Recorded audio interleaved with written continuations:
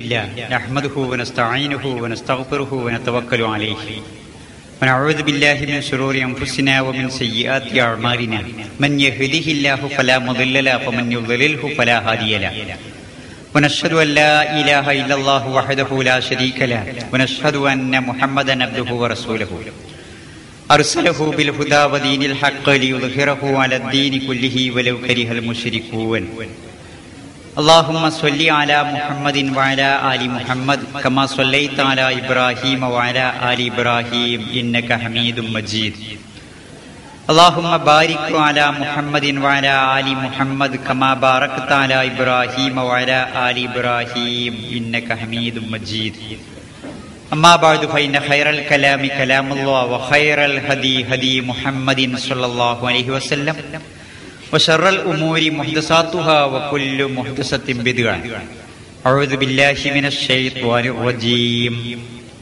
بسم الله الرحمن الرحيم ومن آياته أن خلق لكم من أنفسكم أزواجا لتسكنوا إليها وجعل بينكم مودة ورحمة إن في ذلك لآيات لقوم يتفكرون. സഹോദരന്മാരെ, സഹോദരികളെ, ഞാൻ ഓതിവെച്ച ആയത്ത് കല്യാണപ്പന്തലിൽ നിക്കാഹിന്റെ സദസ്സിൽ നമുക്ക് കേട്ട് സുപരിചിതമായ ആയത്താണ്. സൂറത്ത് റൂമിലെ ആയത്ത്. ഞാൻ എന്റെ വിഷയം തുടങ്ങുന്നതും അവിടുന്നാണ്. ഇവിടെ പ്രായം കൂടിയ ആളുകളുണ്ട്, കൊച്ചു കുട്ടികളുണ്ട്, ഇടക്കുള്ളവരുണ്ട്. ഞാൻ തുടങ്ങുന്നത് പ്രായം കൂടിയവരിൽ നിന്ന് മാതാപിതാക്കളിൽ കുട്ടികൾ മുതൽക്ക് തുടങ്ങാം. ഇപ്പൊ തുടങ്ങാൻ തീരുമാനിച്ചത് ഒരു കല്യാണ പന്തലിൽ നിന്നാണ്. നിക്കാഹിന്റെ ഖുത്ബ നിർവഹിക്കുന്ന ഖതീബ് ഓതിവെച്ച ആയത്ത് ومن آياته أن خلق لكم من أنفسكم أزواجا لتسكنوا إليها وجعل بينكم مودة ورحمة إن في ذلك لآيات لقوم يتفكرون. നിങ്ങൾക്ക് നിങ്ങളിൽ നിന്ന് തന്നെ ഇണകളെ പടച്ചു എന്നത് അള്ളാഹുവിന്റെ ദൃഷ്ടാന്തത്തിൽപ്പെട്ടതാണ്. മനുഷ്യനെ ഇണകളായി പടച്ചത്. ലി തസ്കുനു ഇലൈഹ, ആ ഇണയിലൂടെ നിർവൃതി ഉണ്ടാവുന്നതിന് വേണ്ടിയാണ്. അത് പലർക്കും കിട്ടുന്നില്ല എന്നതാണ്. അത് നമ്മൾ ചർച്ച ചെയ്യേണ്ട വിഷയമാണ്. ശാന്തി ഇണയിലൂടെ ലഭിക്കുന്നില്ല. ഖുർആൻ പറഞ്ഞത് അതിനാണ്. പെണ്ണ് കെട്ടുക എന്നത് ഒരു ഭാരമാകാൻ പാടില്ല. അത് ആണിനും ആവാൻ പാടില്ല, പെണ്ണിനും ആകാൻ പാടില്ല. ഇണകളാവുക എന്നത് ഒരു ഇടങ്ങേറിൽ ചെന്ന് ചാടലാകരുത്. ഒരു കൂട്ടുകാരനോട് എന്തൊക്കെയാണോ വിശേഷം, സുഖം തന്നെയല്ലേ ഭാര്യക്കും നിനക്കും, അയാൾ പതുക്കെ തലയിങ്ങനെ ചൊറിഞ്ഞുകൊണ്ട് പറയണം, അതൊന്നും പറയണ്ട, ദയവായി ആ കാര്യം ചോദിക്കാതിരിക്കലെന്നല്ലേ, ചോദിക്കരുത്, അത് എന്റെ പെരടിയിൽ കുടുങ്ങിയതാണ്. ഏതാ അയാളുടെ പെരടിയിൽ കുടുങ്ങിയത്? ഖുർആൻ പറഞ്ഞ തസ്കുനു ഇലൈഹ, അത് സന്തോഷത്തിനാണ്, സമാധാനത്തിനാണ്, ശാന്തിക്കാൻ, നിർവൃതിക്കാൻ. ഈ നിർവൃതി കണ്ണിനും കരളിനും ഒക്കെ കിട്ടേണ്ടതാണ്. നമ്മൾ പ്രാർത്ഥിക്കുമല്ലേ, ഇണകൾ പ്രാർത്ഥിക്കേണ്ട പ്രാർത്ഥന സൂറ ഫുർഖാനിൽ അല്ലാഹു തആല പഠിപ്പിക്കുക. റബ്ബനാ ഹബ് ലനാ മിൻ അസ്വാജിനാ വസുരിയാതിനാ ഖുർറത അയ്യുൻ വജഅൽനാ ലിൽ മുത്തഖീന ഇമാമ. ഞങ്ങളുടെ റബ്ബേ, ഞങ്ങളുടെ ഇണകളിലൂടെ, ഞങ്ങളുടെ സന്താനങ്ങളിലൂടെ നീ ഞങ്ങൾക്ക് കൺകുളിർമ നൽകണമേ. അപ്പൊ ഇണയിലൂടെ കണ്ണിന് കുളിർമ കിട്ടണം. അങ്ങനെ കിട്ടാൻ പടച്ചവനോട് പ്രാർത്ഥിക്കുക. അപ്പൊ കണ്ണിന് കാഴ്ചയിൽ മാത്രമല്ലല്ലോ, കണ്ണിനും കരളിനും കുളിർമയാകണം. അപ്പൊ അതൊക്കെയാണ് വിവാഹത്തിന്റെ ലക്ഷ്യമായി അള്ളാഹു പഠിപ്പിക്കുന്നതെങ്കിലും ചിലർക്കെങ്കിലും അത് കിട്ടാതെ പോകുന്നു എന്നതുകൊണ്ടാണ് അത് അല്പം വിശദീകരിക്കേണ്ടി വരുന്നത്. എന്തുകൊണ്ടാണ് കിട്ടാതെ പോകുന്നത്? ഒന്നാമത്തെ കാരണം നേരത്തെ സലാം അലി അല്പം സൂചിപ്പിച്ചതുപോലെ മനുഷ്യന്മാരുടെ ചിന്ത പെണ്ണ് കെട്ടിയാൽ എന്ത് കിട്ടും എന്നിടത്താണ്. പെണ്ണ് കെട്ടിയാൽ പെണ്ണ് കിട്ടും, പക്ഷെ അവിടുന്ന് മാറി പെണ്ണ് കെട്ടിയാൽ പിന്നെ എന്തൊക്കെയോ കിട്ടുന്നതാണ് ചിന്ത. അപ്പൊ അത് കിട്ടുന്നുണ്ട്, പക്ഷെ പെണ്ണ് കിട്ടാതെയും പോകുന്നുണ്ട് പലപ്പോഴും. അതാണ് ഈ സുഹൃത്ത് പറഞ്ഞത്. അത് നമ്മളുടെ പെരടി കുടുങ്ങിയ ഒരു മുതൽ തന്നെയാണ്. ഇനിയിപ്പോ എന്താ ചെയ്യാ? പിന്നെ ഒരു 5 കൊല്ലം കഴിഞ്ഞിട്ട് നമ്മൾ അയാളെ കണ്ടപ്പോ വീണ്ടും ചോദിച്ചു, ഇവരൊക്കെ സുഖം തന്നെയല്ലേ? അപ്പോഴും അയാൾ പറഞ്ഞത് ഏതായാലും കുട്ടികളുടെ ഉമ്മ ഓള് തന്നെയല്ലേ. അതുകൊണ്ട് സഹിക്കാനാ, കുട്ടികളായിപ്പോയി. പിന്നെ കുറെ കൂടി കാലം കഴിഞ്ഞിട്ട് കണ്ടുമുട്ടിയാൽ മൂപ്പർക്ക് പറയാനുള്ളത് സ്ഥിതി തദൈവ, പണ്ടത്തെ മാതിരിയൊക്കെ തന്നെയാണ്. പിന്നെ അയാളുടെ മനസ്സ് ആലോചിക്കണ, പടച്ചോനെ ഈ ഭാരം എങ്ങനെങ്കിലും പെരടിന്ന് ഒഴിവായി കിട്ടിയെങ്കിൽ. അങ്ങനെ ഒരാള് ഇതൊരു ഭാരമായി കാണുകയും ഈ ശല്യം തീർന്നു കിട്ടിയെങ്കിൽ എന്ന് ആലോചിച്ചുകൊണ്ടിരിക്കുന്ന ഒരാള്, അയാളുടെ ഭാര്യ മരിച്ചുപോയി, പെട്ടെന്ന് മരിച്ചുപോയി. ആ മരണത്തിൽ യഥാർത്ഥത്തിൽ അയാള് ദുഃഖമൊക്കെ അഭിനയിക്കുന്നുണ്ടെങ്കിലും അയാളുടെ മനസ്സ് സന്തോഷിക്കുക ചെയ്തത്. പക്ഷെ സംഭവിച്ചത് എന്താണെന്നറിയോ? അവൾ മരണപ്പെട്ടത് പാമ്പ് കടിയേറ്റിട്ടാണ്. ഈ പാമ്പ് കടിച്ച് മരിക്കുമ്പോ ചിലപ്പോ വീപ്പ് പോയി ഒളിച്ച് എന്നൊക്കെ പറഞ്ഞു കേട്ടിട്ടില്ലേ? മരിച്ചിട്ടുണ്ടായിരുന്നില്ല, പക്ഷെ മനസ്സിലാക്കാൻ പറ്റാത്ത മരണം. ഇവളെ മയ്യത്ത് കുളിപ്പിക്കുകയും കഫൻ ചെയ്യുകയും ഒക്കെ ചെയ്ത് മയ്യത്ത് കട്ടിൽ വെച്ച് കൊണ്ടുപോകുമ്പോ ഈ മയ്യത്ത് കട്ടിലിന്റെ തല ചുമലിൽ വെച്ച ആളുടെ കാല് ഒരു വേരുമ തടഞ്ഞുപോയി. ചുരുക്കത്തിൽ കട്ടിലും കൊണ്ട് വീണു, മയ്യത്തും കട്ടിലിട്ട് വീണ്. ഈ വീഴ്ചയുടെ ശക്തിയിൽ ഈ മയ്യത്തിനൊരു ഇളക്കണ്ടാവുകയാണ്. ഇളക്കം കണ്ടപ്പോൾ ആളുകൾ ശ്രദ്ധിച്ചു നോക്കി, കഫൻ തുണി നീക്കി നോക്കുമ്പോൾ ഇവിടെ ശ്വാസം അയക്കാൻ തുടങ്ങുന്നുണ്ട്. വീണത് ഒരു അനുഗ്രഹമായി മാറുകയാണ്, ശ്വാസം അയക്കാൻ തുടങ്ങിയാണ്. അപ്പൊ വേഗം വീട്ടിൽ കൊണ്ടുവന്ന് ഡോക്ടറെ വരുത്തി ശുശ്രൂഷിച്ചപ്പോ, ചികിത്സിച്ചപ്പോ പിന്നെയും കുറെ കാലം ഇവിടെ ജീവിക്കുകയാണ്. പിന്നെ സ്വാഭാവിക മരണം ഉണ്ടാകുകയാണ്. പാമ്പ് പിടിച്ചൊന്നും അല്ലാതെ സ്വാഭാവിക മരണം ഉണ്ടായി. നേരത്തെ ചെയ്ത മാതിരി തന്നെ മയ്യത്തൊളിപ്പിക്കലും കഫൻ ചെയ്യലും ഒക്കെ കഴിഞ്ഞ് മയ്യത്തു കട്ടിൽ വെച്ച് കട്ടിൽ പിടിക്കാൻ സമയത്ത് ഭർത്താവ് വന്നിട്ട് പറയാം, വല്ല വേരുമലും തടണത് കരുതണം കേട്ടോ.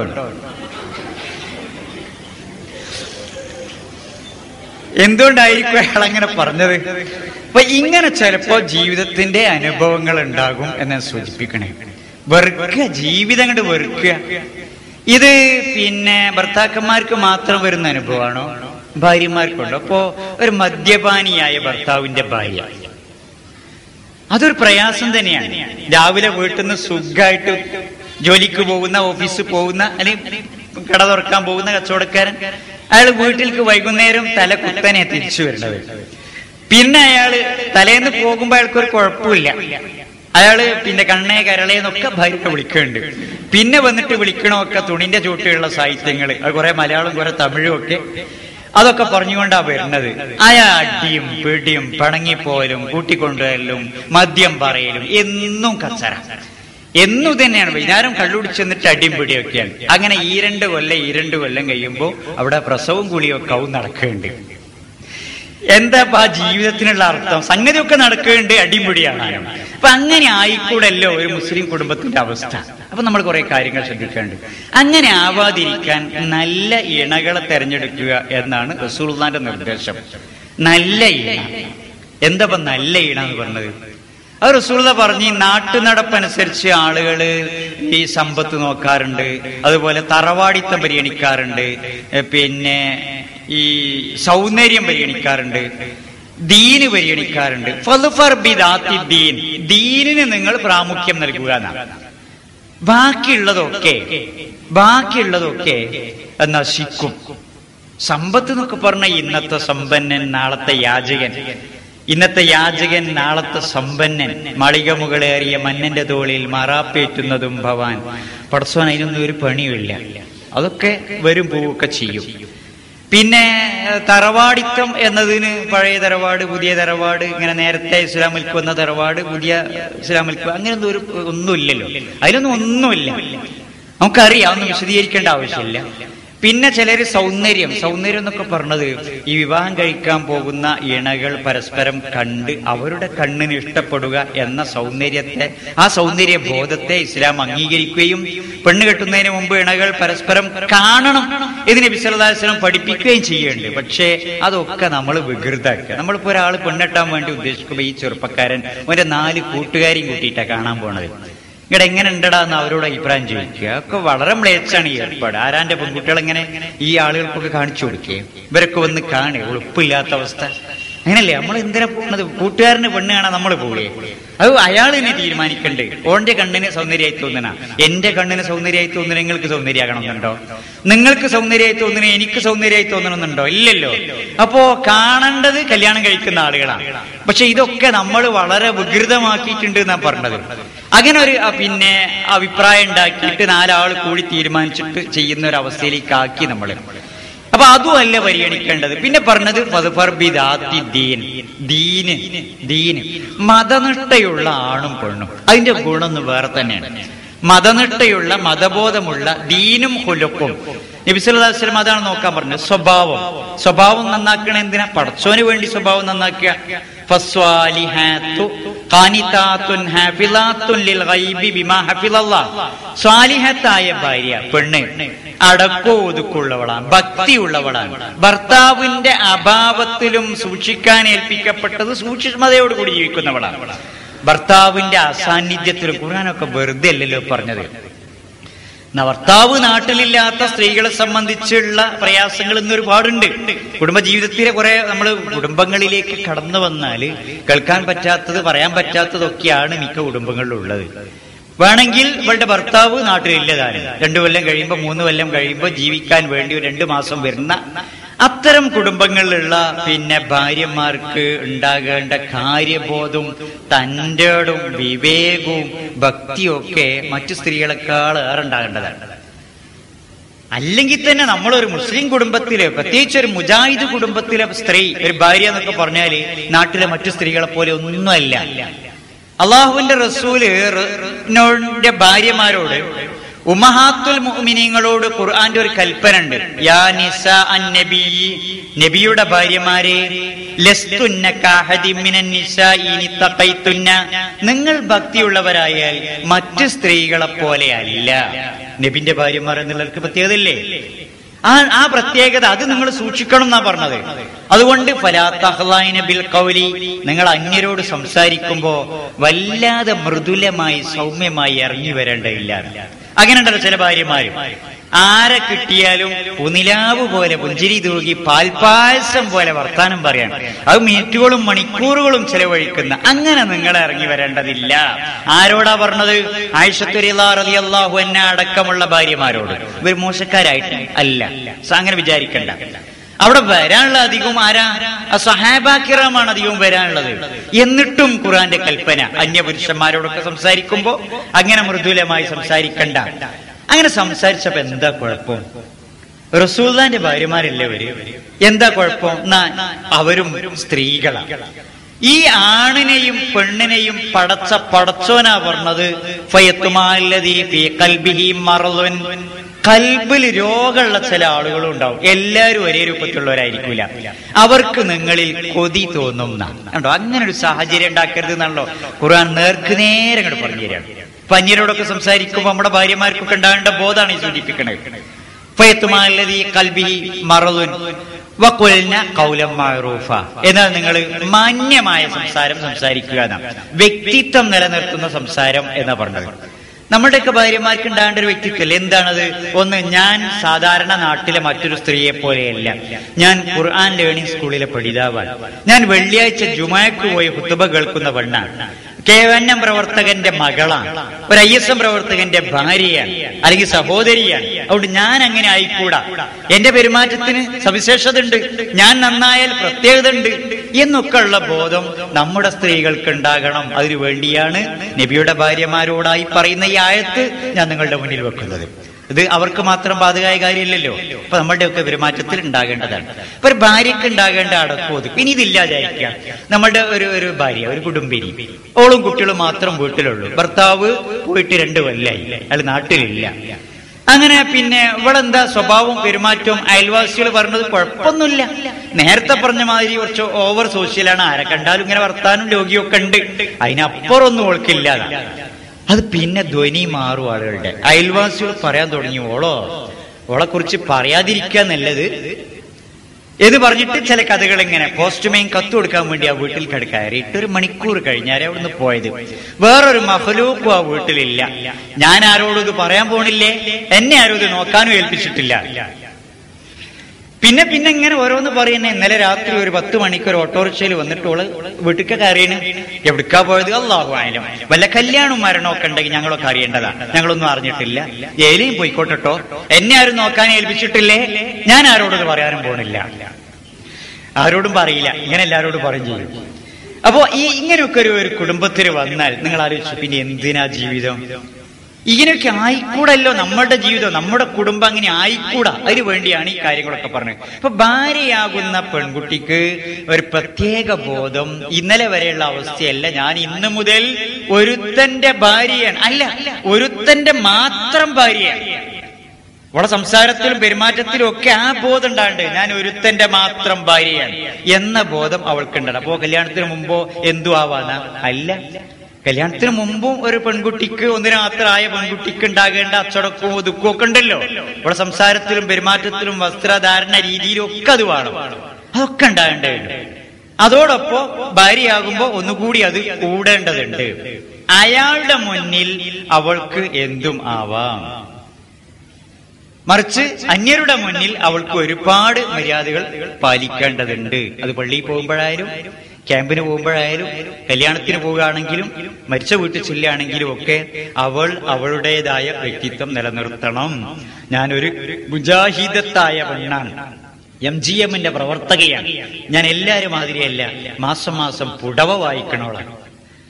ഈ ബോധമൊക്കെ അവൾക്കുണ്ടാണ്ട്. എത്ര വിഭവങ്ങളാണ് നമുക്ക് മനുഷ്യനെ നന്നാക്കാൻ, ഒരു പെണ്ണിനെ നന്നാക്കാൻ എത്ര അറിവാണ് പുടവ നൽകുന്നത്. അപ്പൊ അതിനനുസരിച്ച് നമ്മുടെ ജീവിതത്തിൽ ആ മാറ്റമൊക്കെ ഉണ്ടാകേണ്ടതുണ്ട്.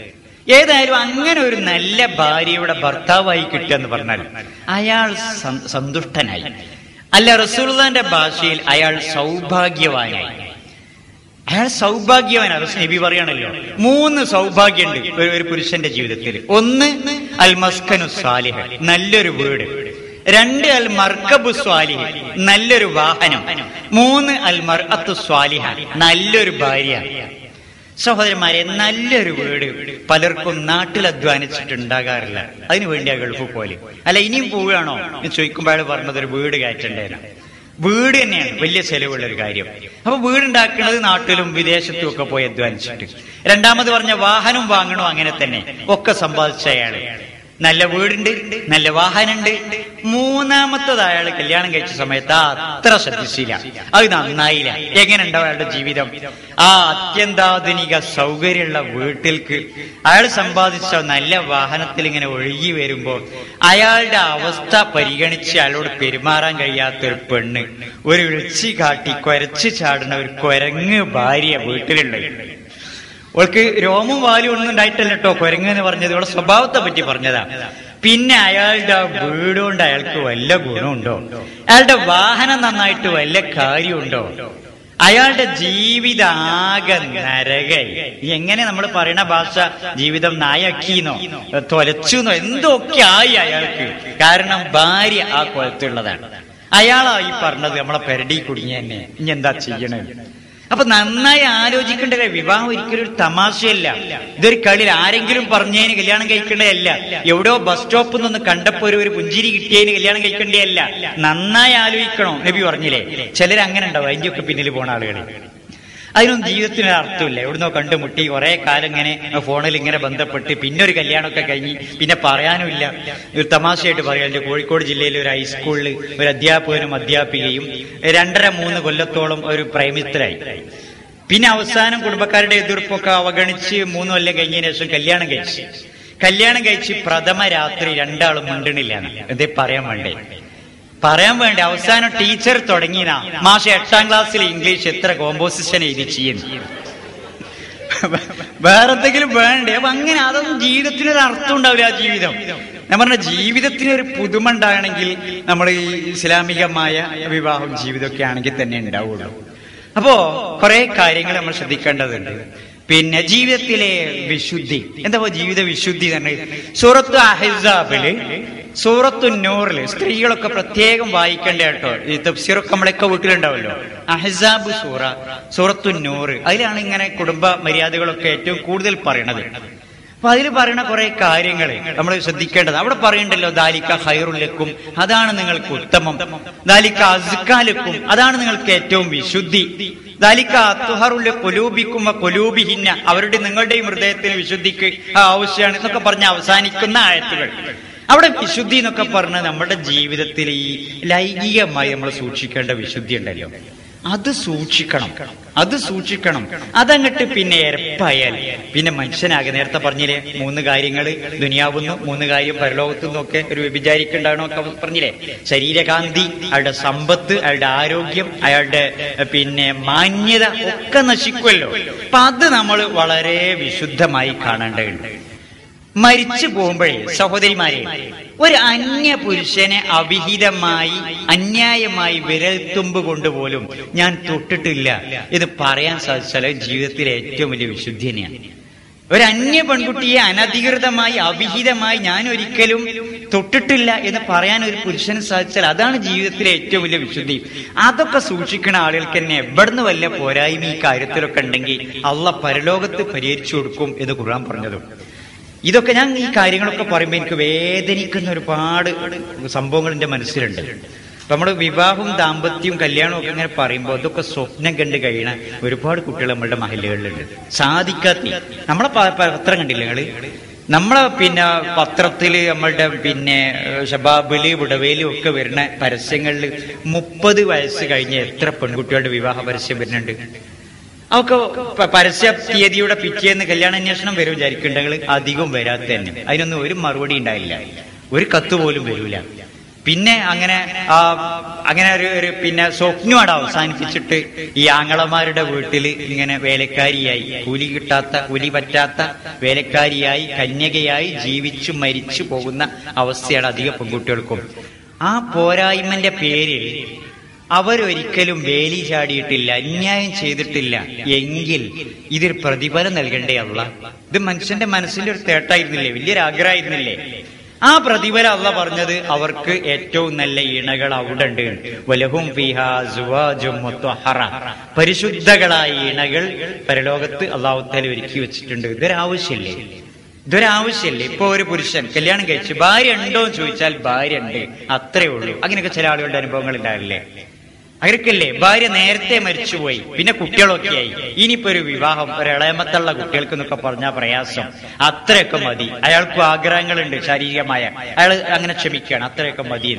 അയാൾക്കില്ലേ ആവശ്യങ്ങൾ ഉണ്ട്. അതിനൊന്നും പേരിൽ എന്തൊക്കെ പോരായ്മ ഉണ്ടെങ്കിലും കല്യാണം കഴിച്ചപ്പോ തർക്കടൊന്നുമില്ല. ഇനി ഒരു 8-10 കൊല്ലം കഴിഞ്ഞതിന് മുമ്പ് ആകെ എന്തോ ഒക്കെ ആയിപ്പോയി ഭാര്യ. ഇനിയിപ്പോ എന്താ ഉള്ളതുകൊണ്ടൊക്കെ ഓണാക്കിയാണ് കഴിക്കുകയാണ്. എന്നാലും ഇപ്പൊ 2ാം വിവാഹം എന്നൊക്കെ പറഞ്ഞ ഈ കാലത്ത് പ്രയാസമുള്ള കാര്യമാണ്. അപ്പൊ അയാൾക്കും ആഗ്രഹങ്ങളുണ്ട്. എന്നിട്ടും അയാൾ ഒരിക്കലും വേലി ചാടിയിട്ടില്ല, അന്യായം ചെയ്തിട്ടില്ല, ഒരു അനീതി ചെയ്തിട്ടില്ല, സിന ചെയ്തിട്ടില്ല. അയാൾക്ക് ദുനിയാവുന്നെങ്ങാനും അയാൾ ഈ തെറ്റ് ചെയ്യാൻ പോവുകയാണെങ്കിൽ കിട്ടുന്നത് ഒരിക്കലും മുത്വഹറത്തായ ഒരു ഇണയല്ല. അയാൾക്ക് കിട്ടുന്ന ഒരു വാടക സ്ത്രീ എന്ന് പറഞ്ഞാൽ അവളുടെ ജനനേന്ദ്രിയത്തിൽ ലക്ഷക്കണക്കിന് രോഗാണുക്കൾ ഉണ്ടാവും. ഒരു പക്ഷേ നഗ്നനേത്രം കൊണ്ട് കാണാൻ പറ്റിയില്ല, ഒരു മൈക്രോസ്കോപ്പിന്റെ സഹായത്തിൽ കാണാൻ പറ്റുന്ന ആയിരക്കണക്കിന് ലക്ഷക്കണക്കിന് ഗുണേറിയയുടെ സിഫിലിസിന്റെ ഒക്കെ അണുക്കള് വൃണാണത്. അത് ജനേന്ദ്രിയം ചീഞ്ഞൊലിക്കണ വൃണാണ അസുഖങ്ങളാണ്. അതുപോലെ ഈ നൂറ്റാണ്ടിനെ വറപ്പിച്ച ചികിത്സയില്ലാത്ത മാരകമായ എയ്ഡ്സ്, ഇതൊക്കെ ആയിരിക്കും അയാൾക്ക് കിട്ടാൻ പോണത്. എന്നാ ഖുർആൻ പറയാ, അതിനൊന്നും ചെയ്യാത്ത ഈ വിശുദ്ധി കാത്തു സൂക്ഷിച്ച ആളുകൾക്ക് വലഹും ഫീഹാ അസ്വാജും മുത്വഹറ, പരിശുദ്ധകളായ ഇണകൾ ഉണ്ടാവും. അപ്പൊ ഞാൻ പറഞ്ഞത്, എന്റെ ചർച്ചയിൽ ഇതൊക്കെ കേൾക്കുമ്പോൾ വിഷമിക്കുന്ന ആളുകളോട് നിങ്ങൾക്ക് സമാധാനമുണ്ട്, നാളെ സ്വർഗമുണ്ട് എന്ന് സൂചിപ്പിക്കുകയാണ്. പരലോകത്തുണ്ടാവും വലഹും ഫീഹാ അസ്വാജും മുത്വഹറ. അത് അങ്ങനെ ഒരൊറ്റവാക്ക് പറഞ്ഞ് അവസാനിപ്പിക്കുകയല്ല ഖുർആൻ ചെയ്തത്. ഖുർആൻ ആ ഇണയുടെ അംഗലാവണ്യം വകവാഇബ തിറാബ, ഞാൻ ഇതിന്റെ പരിഭാഷ പറയില്ല, നിങ്ങൾ വീട്ടിൽ പോയി തഫ്സീർ വായിക്കും. വകവാഇബ തിറാബ, പെണ്ണിന്റെ അംഗലാവണ്യാണ് പറഞ്ഞത്. അതുപോലെ സൂറത്തുർ റഹ്മാനിൽ കന്നഹുന്നൽ യാഖൂത്ത് വൽ മർജാൻ, മുത്ത് പോലുള്ള പവിഴം പോലുള്ള ഇണകൾ. ലം യത്മിസ്ഹുന്ന ഇൻസുൻ ഖബ്ലഹും വലാ ജാൻ, ജിന്നോ ഇൻസോ മുമ്പ് സ്പർശിച്ചിട്ടില്ലാത്ത ഇണകൾ. ഇങ്ങനെയൊക്കെ ഖുർആൻ പറഞ്ഞു. എന്തിനാണെന്നറിയാമോ? ദുനിയാവുന്ന മനുഷ്യൻ ഈ കാര്യത്തിൽ അയ്യവുമായി തെറ്റ് ചെയ്യാതിരിക്കാൻ വേണ്ടി, പരലോകത്ത് കിട്ടും എന്ന് ഇത് കിട്ടാത്ത ആളുകൾക്ക് സമാധാനത്തിന് വേണ്ടി ഒക്കെയാണ് പറഞ്ഞത്. അപ്പൊ നമ്മളുടെ ഒക്കെ ജീവിതത്തിൽ നമ്മൾ ആഗ്രഹിച്ച പോലെ ആയിരിക്കൂല ഈ കാര്യങ്ങളൊക്കെ. ബാക്കിയൊക്കെ പൂർണ്ണത എന്തായാലും അവിടുന്നാണ്, സ്വർഗത്തു നിന്നാണ് എന്ന് മനസ്സിലാക്കുക. ആ സ്വർഗം കിട്ടാൻ അവസരം ഉണ്ടായില്ലെങ്കിൽ നമുക്ക് 2 ലോകവും നഷ്ടപ്പെടും എന്ന് മനസ്സിലാക്കുക. ഏതായാലും ജീവിതത്തിലെ വിശുദ്ധി നമ്മൾ കാത്തു സൂക്ഷിക്കേണ്ടതുണ്ട്. ഇനി ഈ വധൂവരന്മാര് നോക്കൂ, അവരെ നമ്മള് കല്യാണ പന്തലിൽ വെച്ച് നിക്കാഹ് കഴിഞ്ഞാൽ, ഇപ്പൊ നിക്കാഹ് കഴിക്കുക, നിക്കാഹ് ചെയ്തു കൊടുക്കുക, നിക്കാഹ് ചെയ്ത ആള് എന്നൊക്കെ പറയുമ്പോ നമുക്ക് നമ്മുടെ മനസ്സിൽ വരുന്നത് ഖാളി മൗലവി എന്നതാണ്. ഒരു മഹല്ലിലെ വിവാഹ രജിസ്റ്ററിന്റെ പൂരിപ്പിക്കാനുള്ള പദങ്ങളും അങ്ങനെ ഒരുക്കാൻ കണ്ട് നിക്കാഹ് ചെയ്തു കൊടുത്ത ആളുടെ പേര് അവിടെ ഖാളിന്റെ പേരാണ് എഴുതിയത്. യഥാർത്ഥത്തിൽ പെണ്ണിനെ നിക്കാഹ് ചെയ്തു കൊടുക്കാനുള്ള അധികാരം പെൺകുട്ടിയുടെ വലിയന് മാത്രം. ഖാളി മൗലവി എന്നൊക്കെ പറഞ്ഞ ആൾ അവിടെ വന്നൊരു ഉത്ബോധന പ്രസംഗം നടത്തുന്ന ആള് മാത്രമാണ്. അതൊരു നിർബന്ധ കാര്യമല്ല. നമുക്ക് വലിയ താല്പര്യം വാശിയൊക്കെ ഉള്ളതാണത്. അതൊരു നിർബന്ധ ഘടകമല്ല. വിവാഹത്തിലെ നിർബന്ധ ഘടകം എന്ന് പറഞ്ഞത് വലിയ വേണം, പെൺകുട്ടിയുടെ രക്ഷിതാവ് വേണം, വരൻ വേണം, 2 സാക്ഷികൾ വേണം. 2 സാക്ഷികൾ നിർബന്ധ. പിന്നെ മഹറും കൊടുക്കണം. അത്രേ ഉള്ളൂ. ഒരു ഉപദേശം ഉണ്ടെങ്കിൽ നന്ന് എന്ന രൂപത്തിലായി നിക്കാഹിന്റെ ഖുത്ബ എന്നൊക്കെ പറഞ്ഞത്. ഈ ഖുത്ബ നിക്കാഹ് ഒക്കെ കഴിഞ്ഞിട്ട് ബാറക്കല്ലാഹു ലക്കുമാ ബാറക അലൈക്കുമാ വജമാ ബൈനക്കുമാ ഫീ ഖൈർ, നമ്മളൊരു കൂട്ടായ ഒരു പ്രാർത്ഥന, പടച്ചോനെ ഇവർക്ക് നീ ബർക്കത്ത് ചൊരിയണമേ, ബർക്കത്തിൽ ഇവരെ നീ ഒരുമിച്ച് ചേർക്കണമേ. സഹോദരന്മാരെ, ബർക്കത്ത് നമുക്ക് വില കൊടുത്ത് വാങ്ങാൻ കിട്ടണമല്ല, അത് ദൈവികമാണ്. അള്ളാഹുവിന്റെ ഭാഗത്ത് നിന്ന് ഐശ്വര്യം ഉണ്ടാകണം. ആ ബർക്കത്തിന് വേണ്ടി പ്രാർത്ഥിക്കുക, അവർക്ക് ബർക്കത്ത് ഉണ്ടാകാൻ. അപ്പൊ നേരെ ചൊവ്വേ ജീവിക്കുമ്പോ അള്ളാഹു ബർക്കത്തേകും. സാധുക്കളാ, ജീവിക്കാൻ ഭാഗ്യമൊന്നുമില്ല. 55 വയസ്സ് കഴിഞ്ഞാൽ പെൻഷൻ കിട്ടണേ, അത് ജോലിയൊന്നുമില്ല. പക്ഷെ എങ്ങനെ അറിയില്ല, ആ കല്യാണം കഴിഞ്ഞ് ഇപ്പൊ എന്തൊരു ഐശ്വര്യാണ് ആ കുടുംബത്തിന്, എന്തൊരു ഐശ്വര്യ. അങ്ങനെ ഉണ്ടാകാറില്ല. കാരണം അള്ളാഹ് പറഞ്ഞിട്ടുണ്ടല്ലോ, ഇനിയക്കൂനും ഫുഖറാഅയ്യോലിഹിമുള്ള, ഒരു സാധുക്കളാണെങ്കിൽ അള്ളാഹു അവർക്ക് ഐശ്വര്യം നൽകും. അള്ളാന്റെ ഖജനാവ് തീർന്നു പോകൂല കൂട്ടരെ, അള്ളാഹ് ഐശ്വര്യം നൽകും. നമ്മൾ അത്രേ നോക്കേണ്ടതുള്ളൂ. അപ്പോ അങ്ങനെ അള്ളാഹു തആല ഐശ്വര്യം നൽകണമെങ്കിൽ അവർ നേരെ ചൊവ്വേ ജീവിക്കേണ്ടതുണ്ട്. നേരെ ചൊവ്വേ ജീവിക്കാൻ നല്ല ഭാര്യയാകുക, നല്ല ഭർത്താവുക. ഇത് പറയുമ്പോൾ ഒരു കാര്യം കൂടി, പ്രസംഗം ആകെ നിക്കാഹിന്റെ ഖുത്ബയാകുണ്ടോ എന്ന് ഞാൻ സംശയിക്കുന്നുണ്ട്. അല്ല, നമുക്ക് പിന്നീട് ഇങ്ങനെ വരാം, മക്കളും മാതാപിതാക്കളും ഒക്കെ വരാം. ഏതായാലും ഈ ഇണകൾ എന്നാണ് ഖുർആൻ ഈ ആളുകളെ വിളിക്കുന്നത്. അത് കൂടി പറയേണ്ട ഒരു കാര്യമാണ്. ഭർത്താവ് ഭാര്യ എന്ന് നമ്മുടെ മലയാള പ്രയോഗം മാത്രമാണ്. മലയാളത്തിൽ ഭർത്താവ് എന്ന് പറഞ്ഞാൽ ആ വാക്കിന്റെ അർത്ഥം ഭരിക്കുന്നവൻ എന്നാണ്. ഭാര്യ എന്ന് പറഞ്ഞാൽ ഭരിക്കപ്പെടുന്നവൾ എന്നും.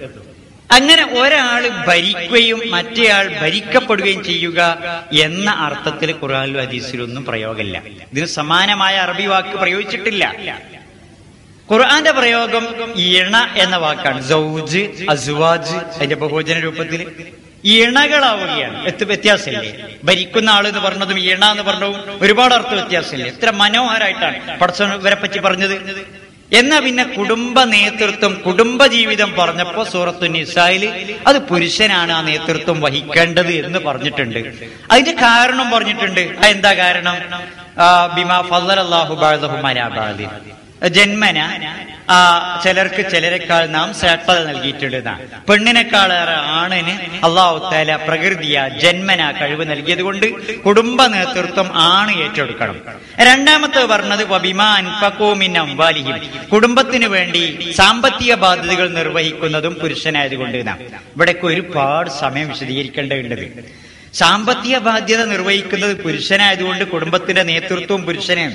സഹോദരന്മാരെ, വിവാഹം എന്നത് നയാ പൈസയുടെയും പുരുഷന്റെ ഒരു ആഗമന മാർഗമല്ല. വിവാഹം പുരുഷന്റെ ധനാഗമന മാർഗമല്ല, നയാ പൈസയുടെയും വരുമാന മാർഗമല്ല. വിവാഹം പുരുഷന്റെ ചെലവാണ്. വസ്ത്രം കൊടുക്കണ്ടേ, കല്യാണ ചെലവ് നടത്തണ്ടേ, മഹർ കൊടുക്കണ്ടേ, ഒക്കെ ചെലവാ പുരുഷനും. വിവാഹം സ്ത്രീക്ക് ചെറുതാണെങ്കിലും അതൊരു ധനാഗമന മാർഗവും കൂടിയാണ്. അതെന്താ? അത് മഹർ കിട്ടുന്നുണ്ട്. അപ്പൊ പെണ്ണിനെന്തായാലും വിവാഹം ഒന്ന് കിട്ടലാണ്. ഇത് പറയുമ്പോ ചിലരെങ്കിലും പരിഹാസപൂർവ്വം മനസ്സുകൊണ്ട് ചോദിക്കുന്നുണ്ട്, മൗലവി നിങ്ങൾ ഈ നാട്ടിലൊന്നുമല്ലേ ജീവിക്കണത്? ഞാൻ ഈ നാട്ടിലാണ്. ആ വേദന കൊണ്ട് തന്നെയാണ് ഇതൊക്കെ പറഞ്ഞത്. ഇന്ന് പെണ്ണ് കെട്ടിച്ചു കൊടുക്കുക എന്ന പെൺകുട്ടിയുടെ കുടുംബത്തിന്റെ ഭാരം എത്ര വലുതാണ്. അള്ളാഹുവിന്റെ സുന്ദരമായ ഈ ശരീഅത്തിൽ നമ്മൾ എത്ര വികൃതമാക്കി. മഹല്ല് കമ്മിറ്റി എഴുതി കൊടുക്കുക പല മഹല്ലുകാരും, ഇയാൾക്ക് പെൺകുട്ടികളെ കെട്ടിക്കാനുണ്ട്, സഹായിക്കണം, എന്നിട്ട് അതും കൊണ്ട് ഇങ്ങനെ നടന്ന് പിരിക്കുക. ഈ ഒക്കെ ഒരു അവസ്ഥ നമുക്ക് ഉണ്ടാക്കി. എന്നാൽ ഒരു പെൺകുട്ടികളുടെ വാപ്പ ആ കാര്യത്തിൽ ഒന്നും അറിയേണ്ടേ ഇല്ല എന്ന് ഇസ്ലാം കൽപ്പിക്കണേ. അത് ആണുങ്ങൾ വന്ന് കെട്ടിക്കൊണ്ടുപോയിക്കോളും, അയാൾക്ക് നയാ പൈസന്റെയും ബാധ്യത ഇല്ല. അങ്ങനെ ഒരു ഇസ്ലാം പുലർന്ന് കാണാൻ നമുക്ക് എത്ര കൊതിയുണ്ടല്ലേ. ഇത് കണ്ടിട്ട് ആളുകൾ ഇസ്ലാമിലേക്ക് വരാനേ, നേരത്തെ സൂചിപ്പിച്ച മാതിരി മാലിക് ബിൻ ദീനാറും ആ ആളുകളും വന്നല്ലോ ഇവിടെ. ഒരു ഡസൻ ആളുകൾ വന്നിട്ട് വഴുത് പറയാതെ, ക്യാമ്പ് നടത്താതെ, പ്രസംഗിക്കാതെ, ലേഖനം എഴുതാതെ ആ മനുഷ്യന്മാരുടെ പെരുമാറ്റം കണ്ടിട്ട് അവർക്ക് മണ്ണും പെണ്ണും കൊടുത്തതെന്ന് അസ്സലാം അലി പറഞ്ഞ അതേ ഭാഷയിൽ പറയാം. ആളുകൾ ഓരോ സ്വീകരിച്ച് പെരുമാറ്റം കണ്ടിട്ട്, നമ്മുടെയൊക്കെ പെരുമാറ്റം കണ്ടിട്ടോ ഇങ്ങനെ ഞാൻ പറഞ്ഞ രൂപത്തിൽ പെൺകുട്ടിയുടെ വാപ്പ ഒന്നും അറിയാതെ ഒരാണിന്റെ പിന്നെ കുടുംബം വന്ന് അന്വേഷിച്ച് ഒരു പെൺകുട്ടിയെ അയാളുടെ ചെലവിൽ ഏറ്റെടുത്ത് സ്വീകരിക്കുന്നത് കണ്ടാൽ ഇതൊരു തരക്കടില്ലാത്ത വ്യവസ്ഥ തന്നെയാണ് ഈ വിവാഹ വ്യവസ്ഥ എന്ന് ആളുകൾ അംഗീകരിക്കൂലേ? ഇസ്ലാം അങ്ങനെയൊക്കെയാണ്. അതുപോലെ ഇതിന്റെ ആ കാർമ്മികത്വം, ആ ചടങ്ങൊക്കെ. ഞാൻ എൻ്റെ ഒരു സുഹൃത്തിന്റെ, ഒരു നമ്പൂരി ആയ ഒരു സുഹൃത്തിന്റെ മകളുടെ കല്യാണത്തിന് ഒരു കല്യാണ മണ്ഡപത്ത് പോകാൻ എനിക്ക് അവസരം ഉണ്ടായി. 3.5 മണിക്കൂർ നീണ്ടു നിന്ന ചടങ്ങ്. ആ നിറപറയും നിലവിളക്കും ഒക്കെ ആയിട്ട് കുപ്പായിടാത്ത 1-2 ആളുകൾ വന്നിട്ട് അവിടെ കാട്ടിക്കൂട്ടിയ കുറെ കാർമ്മികത്വം. 3.5 മണിക്കൂർ ആ സദസ്, വലിയൊരു കല്യാണം. അത് ശാന്തമായി ഇരുന്നതൊക്കെ കാണുക. നമ്മളെ കല്യാണ പന്തലിലൊക്കെ ഉണ്ടല്ലോ, ആ ഇരുന്ന പ്ലേറ്റിന് എടുക്കട്ടെ ഇങ്ങോട്ട് രണ്ടാമത് ഇടുക എന്ന് പറഞ്ഞതിന്റെ മുമ്പ് വരണ, അതിന്റെ പുറമെ കുടുംബനാഥന്റെ പറച്ചിലും എല്ലാം 10 മിനിറ്റിൽ ഒതുക്കണം കേട്ടോ. അപ്പൊ അത്രയും ചുരുങ്ങിയിട്ട് ഒരു ചടങ്ങ്. ഇനി നോക്കൂ, ഈ ഖുതുബ എന്നൊക്കെ പറഞ്ഞ ഒരു പാഴ്വേലയായി മാറുകയാണ്. ശരിക്കും എന്താ വേണ്ടത്? ദാമ്പത്യത്തെ കുറിച്ച് ഒരു അരമണിക്കൂറെങ്കിലും ഒക്കെ കുറച്ച് കാര്യങ്ങൾ പറയാനുള്ള അവസരം ഉണ്ടാവണം. അത് ശാന്തമായി അവിടെ കൂടിയ എല്ലാ ആളുകളും കേൾക്കും വേണം. ഈ കെട്ടിനോനും കെട്ടിക്കണോൾക്കും ഇവർക്ക് ഏതായാലും ജീവിതത്തിലെ ആദ്യത്തതും പലപ്പോഴും അവസാനത്തെ അനുഭവം തന്നെ ആയിരിക്കൂലേത്. അവരുടെ ജീവിതത്തിലെ ഒരു വഴിത്തിരിവല്ലേത്. അപ്പൊ കേൾക്കാൻ ആ സമയം നമ്മൾ അവസരം ഉണ്ടാക്കുക വേണ്ടത്. ഇതൊന്നും കേൾക്കാറില്ല. അതുകൊണ്ടൊക്കെ തന്നെ നമ്മളുടെ കുട്ടികൾക്കൊന്നും ഇതൊന്നും അറിഞ്ഞും ചെയ്തുവിടാ. ക്രിസ്ത്യൻ ഇടവകകളിൽ, അവരുടെ മഹല്ലുകളിൽ കല്യാണം കഴിഞ്ഞ ദമ്പതിമാർക്ക് ഒരു കോഴ്സ് തന്നെ കൊടുക്കുന്നുണ്ട്. ഒരാഴ്ചയോ 15 ദിവസമൊക്കെ നീണ്ടു നിൽക്കുന്ന. അതില് ദാമ്പത്യത്തെക്കുറിച്ച് അവരുടെ മനഃശാസ്ത്രപരമായും ആരോഗ്യപരമായും ബൈബിൾ പരമായും ഒക്കെ ഉള്ള ക്ലാസ്സുകളും പഠനങ്ങളും ഒക്കെ. നമ്മളുടെ ദമ്പതിമാർക്ക് എന്താ കിട്ടണത്? എവിടുന്നാ കിട്ടണത്? പല കാര്യങ്ങളും മെൻബറിൽ വെച്ച് പറയണതിന് ഒരു പരിധിയില്ലേ? എല്ലാം പറയാൻ പറ്റുമോ? കടപ്പറ കാര്യങ്ങളൊക്കെ അങ്ങനെ പറഞ്ഞു കൊടുക്കാൻ പറ്റിയാണോ ഒരു കുട്ടികളും മുതിർന്നവരും വാപ്പിയും ഉമ്മയും ഒക്കെ ഉള്ള ഒരു സദസ്സിൽ? അപ്പൊ അതൊക്കെ പറയാൻ പറ്റിയ സദസ്സുകളൊക്കെ വേണമെങ്കിൽ നമുക്ക് ആലോചിക്കാവുന്നതാണ് എന്ന് ഞാൻ ചെറുപ്പക്കാരോട്, ISM പ്രവർത്തകരോട് പറയാം. വലിയ മഹല്ലൊക്കെ ആണെങ്കിൽ ഒരു കൊല്ലം, ഒരു വേനൽക്കാലത്ത് ഒരു 10-25 ഒക്കെ വിവാഹം കഴിഞ്ഞുണ്ടാവും. അപ്പൊ 10-50 ജോഡികളെ വിളിച്ചു വരുത്തിയിട്ട് നമുക്ക് കുറെ കാര്യങ്ങളൊക്കെ പഠിപ്പിക്കാവുന്നതാണ്. ഏതായാലും പല കാര്യങ്ങളും അവർക്ക് അറിഞ്ഞുകൂടാ. ഒരു പെൺകുട്ടി ഭാര്യയായി മാറുമ്പോൾ അവൾക്കുണ്ടാകുന്ന ബാധ്യതകള്, അവൾക്ക് ലഭിക്കേണ്ട അവകാശങ്ങള്, ഒരുപാട് ബാധ്യതകളുണ്ട്. ഏറ്റവും വലുത് ഇനി അയാളാണ് അവൾക്ക് എന്നതാണ്. ഞാൻ പറഞ്ഞാൽ അള്ളാന്റെ മേലെ എന്ന അർത്ഥത്തിലല്ല, ക്ഷമിക്കണം. ഏറ്റവും കൂടുതൽ അവൾക്ക് ബാധ്യതയുള്ളത്, ഹക്കുള്ളത് അവളുടെ ഭർത്താവിനോടാണ്. പൊതുവായി പറയുമ്പോൾ ഒരാൾക്ക് ഏറ്റവും കൂടുതൽ ഹക്കുള്ളത് ആരോടാണ് എന്ന് ചോദിച്ചാൽ റസൂലുള്ളാഹിന്റെ മറുപടി ഉമ്മുക്ക, മാതാവിനോട്. ഇതാണ്. അത് 2-3 പ്രാവശ്യം ആവർത്തിച്ചപ്പോഴും കാല ഉമ്മുക്ക, സുമ്മമൻ എന്നുള്ള ആവർത്തനത്തിന് അത് ഉമ്മയോടാണ്. എന്നാൽ വിവാഹിതയായ പെൺകുട്ടിക്ക് ഏറ്റവും കൂടുതൽ ബാധ്യതയുള്ളത് അവളെ വിവാഹം കഴിച്ച ഭർത്താവിനോട് തന്നെയാണ്. നമ്മള് അത് ഉദാഹരണം പറയുമ്പോൾ മനസ്സിലാവും. നിങ്ങൾ നോക്കൂ, നമ്മുടെ നാട്ടിൽ കല്യാണം കഴിച്ചുകൊണ്ടെന്ന ഒരു പെണ്ണെ, ഞാനീ പറയുമ്പോഴൊക്കെ എന്റെ സങ്കല്പവും ഞാൻ മനസ്സിലാക്കിയത് ഉത്തമവും എന്ന രീതി, ആണിന്റെ വീട്ടിലേക്ക് പെണ്ണിനെ കല്യാണം കഴിച്ചു കൊണ്ടുവരിക എന്നതാണ്. എന്റെ സംസാരം ആ രൂപത്തിലാണ് ഇങ്ങനെ നീങ്ങുക. ഇവിടുത്തെ സമ്പ്രദായങ്ങളിൽ ചിലപ്പോൾ മാറ്റം ഉണ്ടാവും, അറിഞ്ഞ് പരിചയം അധികമില്ല. ഏതായാലും അത് നമ്മൾ ശ്രദ്ധിച്ചുകൊണ്ട് പറയാം. ഏതായാലും ഒരു പെൺകുട്ടിയെ നമ്മുടെ നാട്ടിലേക്ക് കല്യാണം കഴിച്ചു കൊണ്ടുവന്നാൽ ആ പെൺകുട്ടിക്ക് ലഭിക്കേണ്ട ഏറ്റവും വലിയ അവകാശം ആ പളപളപ്പുള്ള വസ്ത്രത്തെക്കാളേറെ, സുഭിക്ഷമായ ആഹാരത്തെക്കാളെ, മെച്ചപ്പെട്ട താമസ സൗകര്യത്തെക്കാളേറെ ഇതൊക്കെ വേണം. ഇതൊക്കെ ഭർത്താവിന്റെ ബാധ്യതയാണ്. പെണ്ണ് കെട്ടിപ്പോറ്റുക എന്നത് പെണ്ണിന്റെ കുടുംബമല്ല, ആണിനെ കെട്ടിപ്പോറ്റലല്ല. അത് ഇസ്ലാമികമായി പെണ്ണ് കെട്ടിപ്പോറ്റണം ആണ് എന്ന് തന്നെയാണ്. സാമ്പത്തിക ബാധ്യത ഒക്കെ ആണിനുള്ളതാണ്. താമസ സൗകര്യം ഉണ്ടാക്കൽ ആണാ ചെയ്യേണ്ടത്. അവരെ ഭക്ഷണം കൊടുക്കേണ്ടത് ആണിന്റെ ചെലവിലാണ്. അതുപോലെ പിന്നെ മഹർ കൊടുക്കേണ്ടത്, വസ്ത്രം കൊടുക്കേണ്ടത്, രോഗമായാൽ ചികിത്സിക്കേണ്ടത് ഒക്കെ ഭർത്താവിന്റെ ബാധ്യതയാണ്. ഈ കാര്യത്തിലൊക്കെ ഭർത്താവിന്റെ ഭാഗത്തുനിന്ന് അയാളുടെ സാമ്പത്തിക നില അനുസരിച്ച് ഏറ്റപ്പറ്റുണ്ടാവും. അയാളുടെ വരുമാനത്തിനനുസരിച്ചുള്ള വീടും സൗകര്യമല്ലേ ഉണ്ടാക്കാൻ പറ്റുള്ളൂ. അയാളുടെ വരുമാനത്തിനനുസരിച്ചുള്ള വസ്ത്രമല്ലേ വാങ്ങിക്കൊടുക്കാൻ കഴിയുള്ളൂ, ഭക്ഷണമല്ലേ വാങ്ങിക്കൊടുക്കാൻ കഴിയുള്ളൂ. എന്നാൽ കലവറയില്ലാത്ത, പിശുക്കില്ലാത്ത, അതിരുകളില്ലാത്ത സ്നേഹവും കാരുണ്യവും അയാളിൽ നിന്ന് ലഭിക്കേണ്ടതുണ്ട്. നേരത്തെ ഓതി വെച്ച ആയത്തിന്റെ ബാക്കി അതാ പറഞ്ഞു, വജഅല ബൈനക്കും മവദ്ദത്തം വറഹ്മ, ഇണകൾക്കിടയിൽ അള്ളാഹു സ്നേഹവും കാരുണ്യവും ഉണ്ടാക്കി. നേരത്തെ യാതൊരു പരിചയമില്ലാത്ത ഈ രണ്ടാളുകളെ സ്നേഹത്തിന്റെയും കാരുണ്യത്തിന്റെയും പട്ടുനൂല് കൊണ്ട് നെയ്യുന്ന ഈ സുദൃഢമായ ബന്ധത്തിലൂടെ, മീസാഖൻ ഖലീല, ശക്തമായ ഈ കരാറിലൂടെ അവർ ഇരുമെയ്യാണെങ്കിലും പിന്നെ ഒരു മനസ്സായിട്ട് സന്തോഷം സന്താപമൊക്കെ പങ്കിട്ടിങ്ങനെ ജീവിക്കുകയാണ്. ആ പെൺകുട്ടിക്ക് അപ്പൊ ലഭിക്കേണ്ടത് എന്താണ്? അയാളുടെ കരങ്ങളിൽ, എന്റെ ഭർത്താവിന്റെ കരങ്ങളിൽ എന്റെ ഭാവി സുരക്ഷിതമാണ് എന്ന നിർഭയത്വം. അയാളിൽ എന്റെ ഭാവി സുരക്ഷിതമാണ്. ഇങ്ങനെ നിർഭയത്വം ആ പെൺകുട്ടിക്ക് ലഭിച്ചാൽ അവൾ ധന്യയായി. ചുരുക്കം ആണെങ്കിലും ചില പെൺകുട്ടികൾക്ക് നാട്ടിലൊരു ചൊല്ല് പറയാറുണ്ട്, തട്ടാന്റെ പറമ്പിലെ മുയല് പോലെ. സ്വർണ്ണപ്പണിക്കാരന്റെ പറമ്പിലെ മുയല്, കുറ്റിക്കാട്ടിലിരിക്കുന്ന മുയലിന് ഈ മേട്ടം കേൾക്കുമ്പോഴൊക്കെ ബേജാറാണ്, പിടിക്കപ്പെടുവോ, അറിയോ, കാണുമോ എന്നുള്ളത്. അതേ രൂപത്തിലാ ചില പെൺകുട്ടികൾ ഭർത്താക്കന്മാരുടെ വീട്ടിലുള്ളത്. ഇങ്ങനെ അയാളുടെ നാവും തുമ്പിലല്ലേ എന്റെ ഭാവി, ഏത് സമയവും തലാക്കല്ലി പിരിച്ചിടാൻ പറ്റിയ അവസ്ഥയിലല്ലേ എന്നിങ്ങനെ ആലോചിച്ചുകൊണ്ടിരുന്നാൽ ആ ജീവിതത്തിന് എന്തർത്ഥം ഉണ്ടായാലും. ഏറ്റവും പ്രധാനപ്പെട്ടതാണ് ഈ നിർഭയത്വം. അതെങ്ങനെ കിട്ടല്? സ്നേഹം കൊണ്ട് കിട്ടണം, കാരുണ്യം കൊണ്ട് കിട്ടണം. സ്നേഹവും കാരുണ്യവും മനസ്സിൽ സൂക്ഷിക്കാനുള്ളതല്ല, അത് പ്രകടിപ്പിക്കാനുള്ളതാണ്. സ്നേഹം പ്രകടിപ്പിക്കാനുള്ള, അപ്പൊ പ്രകടനത്തിലുണ്ടാവണം സ്നേഹപ്രകടനം. അള്ളാഹുവിന്റെ റസൂലുള്ളാഹിനെ ഉദാഹരണം പറയുമ്പോൾ, അള്ളാഹുവിന്റെ റസൂലിന്റെ 50 വയസ്സിന് മീതെയുള്ള ആയിഷത്തു റളിയല്ലാഹു അൻഹ ഭാര്യയായി കൂടുള്ള സമയത്തെ പല സന്ദർഭങ്ങളും സംഭവങ്ങളും. ഖദീജ ബീവി മരിച്ചതിന് ശേഷമാണല്ലോ റസൂലുള്ളാഹി ആയിഷ ബീവിയെ കല്യാണം കഴിക്കണേ. ഖദീജ ബീവി മരിക്കണമെന്ന് വേറൊരു വിവാഹം ആലോചിച്ചിട്ടില്ല റസൂലുള്ളാഹി. ആലോചിക്കും വേണ്ടിയില്ലേ? റസൂലുള്ളാഹിന്റെ ജീവിതത്തിലെ ഏറ്റവും നല്ല സുവർണ കാലഘട്ടം ഖദീജ ബീവിയോട് ഒത്തു കഴിച്ചു കൂട്ടിയതാണ്. അത് റസൂലുള്ളാഹി അങ്ങനെ പറയും ചെയ്യും, ഖദീജ ഉള്ള കാലത്ത് ഖദീജ ഉണ്ടായിരുന്നെങ്കിൽ സഹോദരന്മാരെ, നമുക്ക് ഏറ്റവും സ്നേഹവും കാരുണ്യം നൽകിയ ആളുകളെ മറക്കാൻ ഒക്കുമോ? നമുക്ക് മരിച്ചു പിരിഞ്ഞാലും നമ്മുടെ മനസ്സൊന്നും മരിക്കുമോ? അവർ ഇല്ല. അതുകൊണ്ടാണല്ലോ ഉമ്മ മരിച്ചുപോയ ആളുകൾ വീട്ടിലൊരു ആണ്ടർതി വരുമ്പോ തലോൽമ്പിന്റെ അന്ന് എന്തായാലും ഓർക്കൂലേ? നമ്മൾ മരിച്ചുപോയ ഉമ്മാനെ നമ്മൾ പറയും ചെയ്യൂലേ, പടച്ചോനെ ഉമ്മയുള്ള കാലത്ത് റമദാൻ മാസം വരുമ്പോ ബാപ്പയുള്ള അന്ന് ഞങ്ങൾ ഈദ്ഗാഹിൽക്ക് പോണത്, ഇപ്പൊ ബാപ്പി ഉമ്മയൊക്കെ കൂടെ ഉള്ള ആ കാലഘട്ടം, നോമ്പും പെരുന്നാളൊക്കെ നമ്മൾ പറയാണ്. ആ നല്ല ബന്ധമായതുകൊണ്ടാണ്. അള്ളാഹുവിന്റെ റസൂലിനെ അങ്ങനെ ഓർക്കാൻ സംഭവങ്ങളില്ലല്ലോ.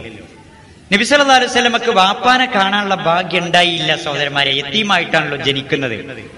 റസൂലുള്ളാഹിക്ക് ഉമ്മയെ ഓർമ്മയിലില്ലല്ലോ. 6ാമത്തെ വയസ്സിൽ ഉമ്മ മരിച്ചുപോയി. പിന്നെ ഉമ്മാനെ ഓർമ്മ ഉണ്ടോ? ഇല്ല. എന്നാ റസൂലുള്ളാഹിക്ക് മറക്കാനാവാത്ത അനുഭവം ഖദീജ ബീവിയിൽ നിന്നുള്ളതാണ്. ഖദീജ ബീവി മരിച്ചു, പക്ഷെ റസൂലുള്ളാഹിന്റെ മനസ്സിന്ന് മരിച്ചിട്ടില്ല. ഒരു ചൊല്ല് പറയാറുണ്ട്, പശു ചത്തിട്ടും മോരിന്റെ പുളി വായില്. റസൂലുള്ളാഹിക്ക് ഖദീജ ബീവിയുടെ അനുഭവം അങ്ങനെ. അത് എന്തുകൊണ്ടാണെന്നറിയാമള്? അതൊരു മുതലേ. റസൂലുള്ളാഹി വിശദീകരിക്കുക, ദുനിയാവില് സുഖവിഭവങ്ങൾ ഏറുണ്ട്. ഏറ്റവും നല്ല സുഖവിഭവം അൽ മർഅത്തു സ്വാലിഹ, ഒരു സച്ചരിതയായ ഭാര്യയാണ്.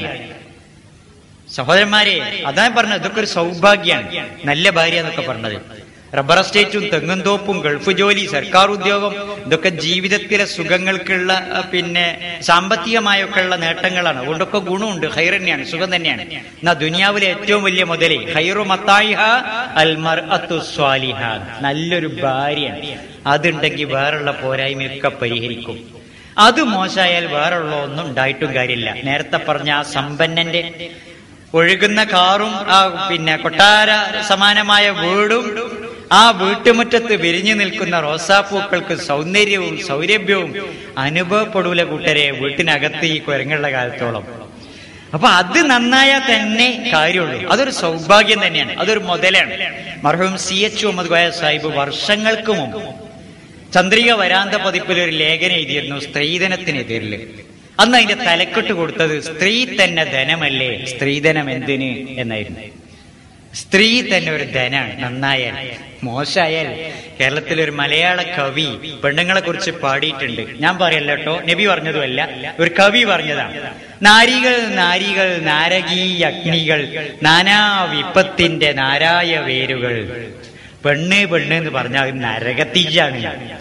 എല്ലാ ഷർറിന്റെയും നാശത്തിന്റെയും നാരായവേരാണ് പെണ്ണ്.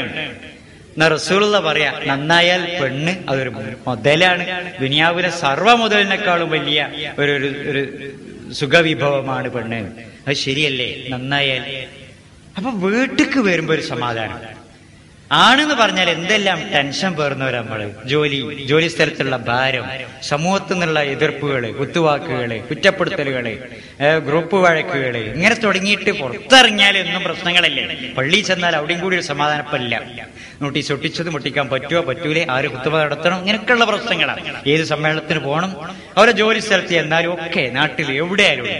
എന്നാൽ അവനാന്റെ പെരേക്ക് കയറി ചെല്ലുമ്പോ അവിടെ ഇങ്ങനെയാണെങ്കിലോ, നിങ്ങൾ അവിടെ ചെല്ലുമ്പോൾ ഒരു സമാധാനമുണ്ട്. ഈ മരുഭൂമിയിൽ നിന്ന്, ചുട്ടുപൊള്ളുന്ന മരുഭൂമിയിൽ നിന്ന് ഒരു മരുപ്പച്ചയിലേക്ക് കടന്ന അനുഭൂതി അയാൾക്ക് വീട്ടിൽ ചെന്നാ കിട്ടണം. അത് റൂം AC ആയാൽ കിട്ടൂലേ. വീട്ടിൽ AC ആയതുകൊണ്ടേ കിട്ടൂല. ഭാര്യ നന്നായ തന്നെ, ഭാര്യ മക്കളും നന്നായാൽ. ഇപ്പൊ കൂടെയൊക്കെ ജോലി ചെയ്യണ പല സുഹൃത്തുക്കളും വളരെ പ്രയാസപ്പെട്ട് കോഴിക്കോട് നിന്ന് കണ്ണൂരിൽ നിന്ന് ജോലിയുള്ള ആളുകളെ, എന്റെ കൂടെ ജോലിയുള്ള ആളുകൾ, മലപ്പുറത്ത് ജോലിയുള്ള ആളുകളൊക്കെ പോയി വരുന്ന ആളുകളുണ്ട് ഈ ഭാഗത്തു നിന്നൊക്കെ. അപ്പൊ എന്തിനാ അങ്ങനെ ഇടങ്ങേറായി പോണത്? യാത്ര വളരെ പ്രയാസമല്ലേ? വീട്ടിൽ കിടന്നുറങ്ങാനല്ലേ അവിടെ എത്തുള്ളൂ. കുട്ടികൾ പോലും ഉണരുന്നതിന്റെ മുമ്പ് തിരിച്ചു പോരണ്ടേ എന്നൊക്കെ ചോദിച്ചാൽ അതൊക്കെ ശരിയാ മാഷേ. ഇവര് പറഞ്ഞ എന്താ അറിയോ, എന്നാലും വീട്ടിലെത്താലോ. അതൊക്കെ നിങ്ങൾ പറഞ്ഞത് ശരിയാണ്, എന്നാലും വീട്ടിലെത്താലോ. എന്തുകൊണ്ടാണ് അങ്ങനെ പറഞ്ഞത്? എന്നാലും വീട്ടിലെത്തിയാൽ വേറെ സുഖമുണ്ട്. ആ സുഖം ഇല്ലാതെ ആയാലും അല്ലേ. 6 മാസത്തെ ലീവില് ഗൾഫിൽ നിന്ന് വന്ന ഒരു സുഹൃത്ത് കണ്ടപ്പോ ലോക്യം സ്നേഹാന്വേഷണം ഒക്കെ നടത്തി. എത്രണ്ട് അവധി? 6 മാസം ഉണ്ട്. ഒരു മാസം കഴിഞ്ഞപ്പോ മൂപ്പരെ വീണ്ടും കാണാൻ അവസരം ഉണ്ടായി. മൂപ്പര്, സുഹൃത്തെ ഞാൻ അടുത്ത ആഴ്ച പോവുക കേട്ടോ. അപ്പൊ ലീവൊക്കെ ഇനി 4-5 മാസം ഉണ്ട്, ഞാൻ അടുത്ത ആഴ്ച പോവുക.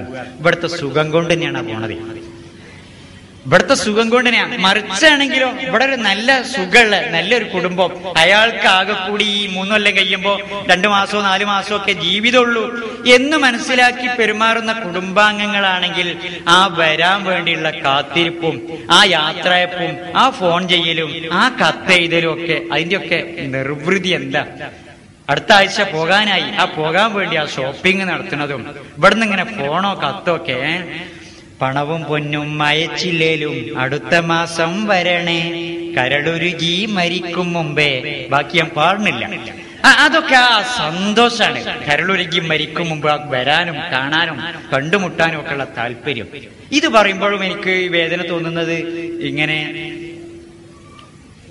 ഗൾഫ് ജോലി ചെയ്യുന്ന ഭർത്താക്കന്മാരെ പറ്റിയും അവരുടെ ഭാര്യമാരെ കുറിച്ചും കുട്ടികളെ കുറിച്ചും ഒക്കെയാണ്. സാമ്പത്തികമായി തിരക്കടൊന്നുമില്ല. എങ്ങനെയുണ്ട് പോയിട്ട് പറഞ്ഞപ്പോ വീട് ചൂണ്ടിക്കാണിച്ചു തന്നിട്ട്, വാഹനം ചൂണ്ടിക്കാണിച്ചു തന്നിട്ട് ഈ സുഹൃത്ത് പറയാം, സാമ്പത്തികമായി തിരക്കടൊന്നുമില്ല. എന്നാലും ബാക്കിയാൾ പറയാൻ പറ്റാത്തതാണ്. എന്നാലും നമുക്ക് പൂരിപ്പിച്ചുകൂടെ? അത് എന്താണ് അയാൾ പറഞ്ഞത്? അയാൾ പറഞ്ഞത് അയാളുടെ വയോവൃദ്ധരായ മാതാപിതാക്കൾ ഇവിടെ ഉണ്ട്, പക്ഷേ അവരെ പരിപാലിക്കാൻ, ശുശ്രൂഷിക്കാൻ അയാൾക്ക് സാധിക്കുന്നില്ല. അയാളുടെ ഭാര്യ ഇവിടെ ഉണ്ട്, ഭാര്യയുമായി ഉള്ള ബന്ധം അയാൾക്ക് ഇല്ല.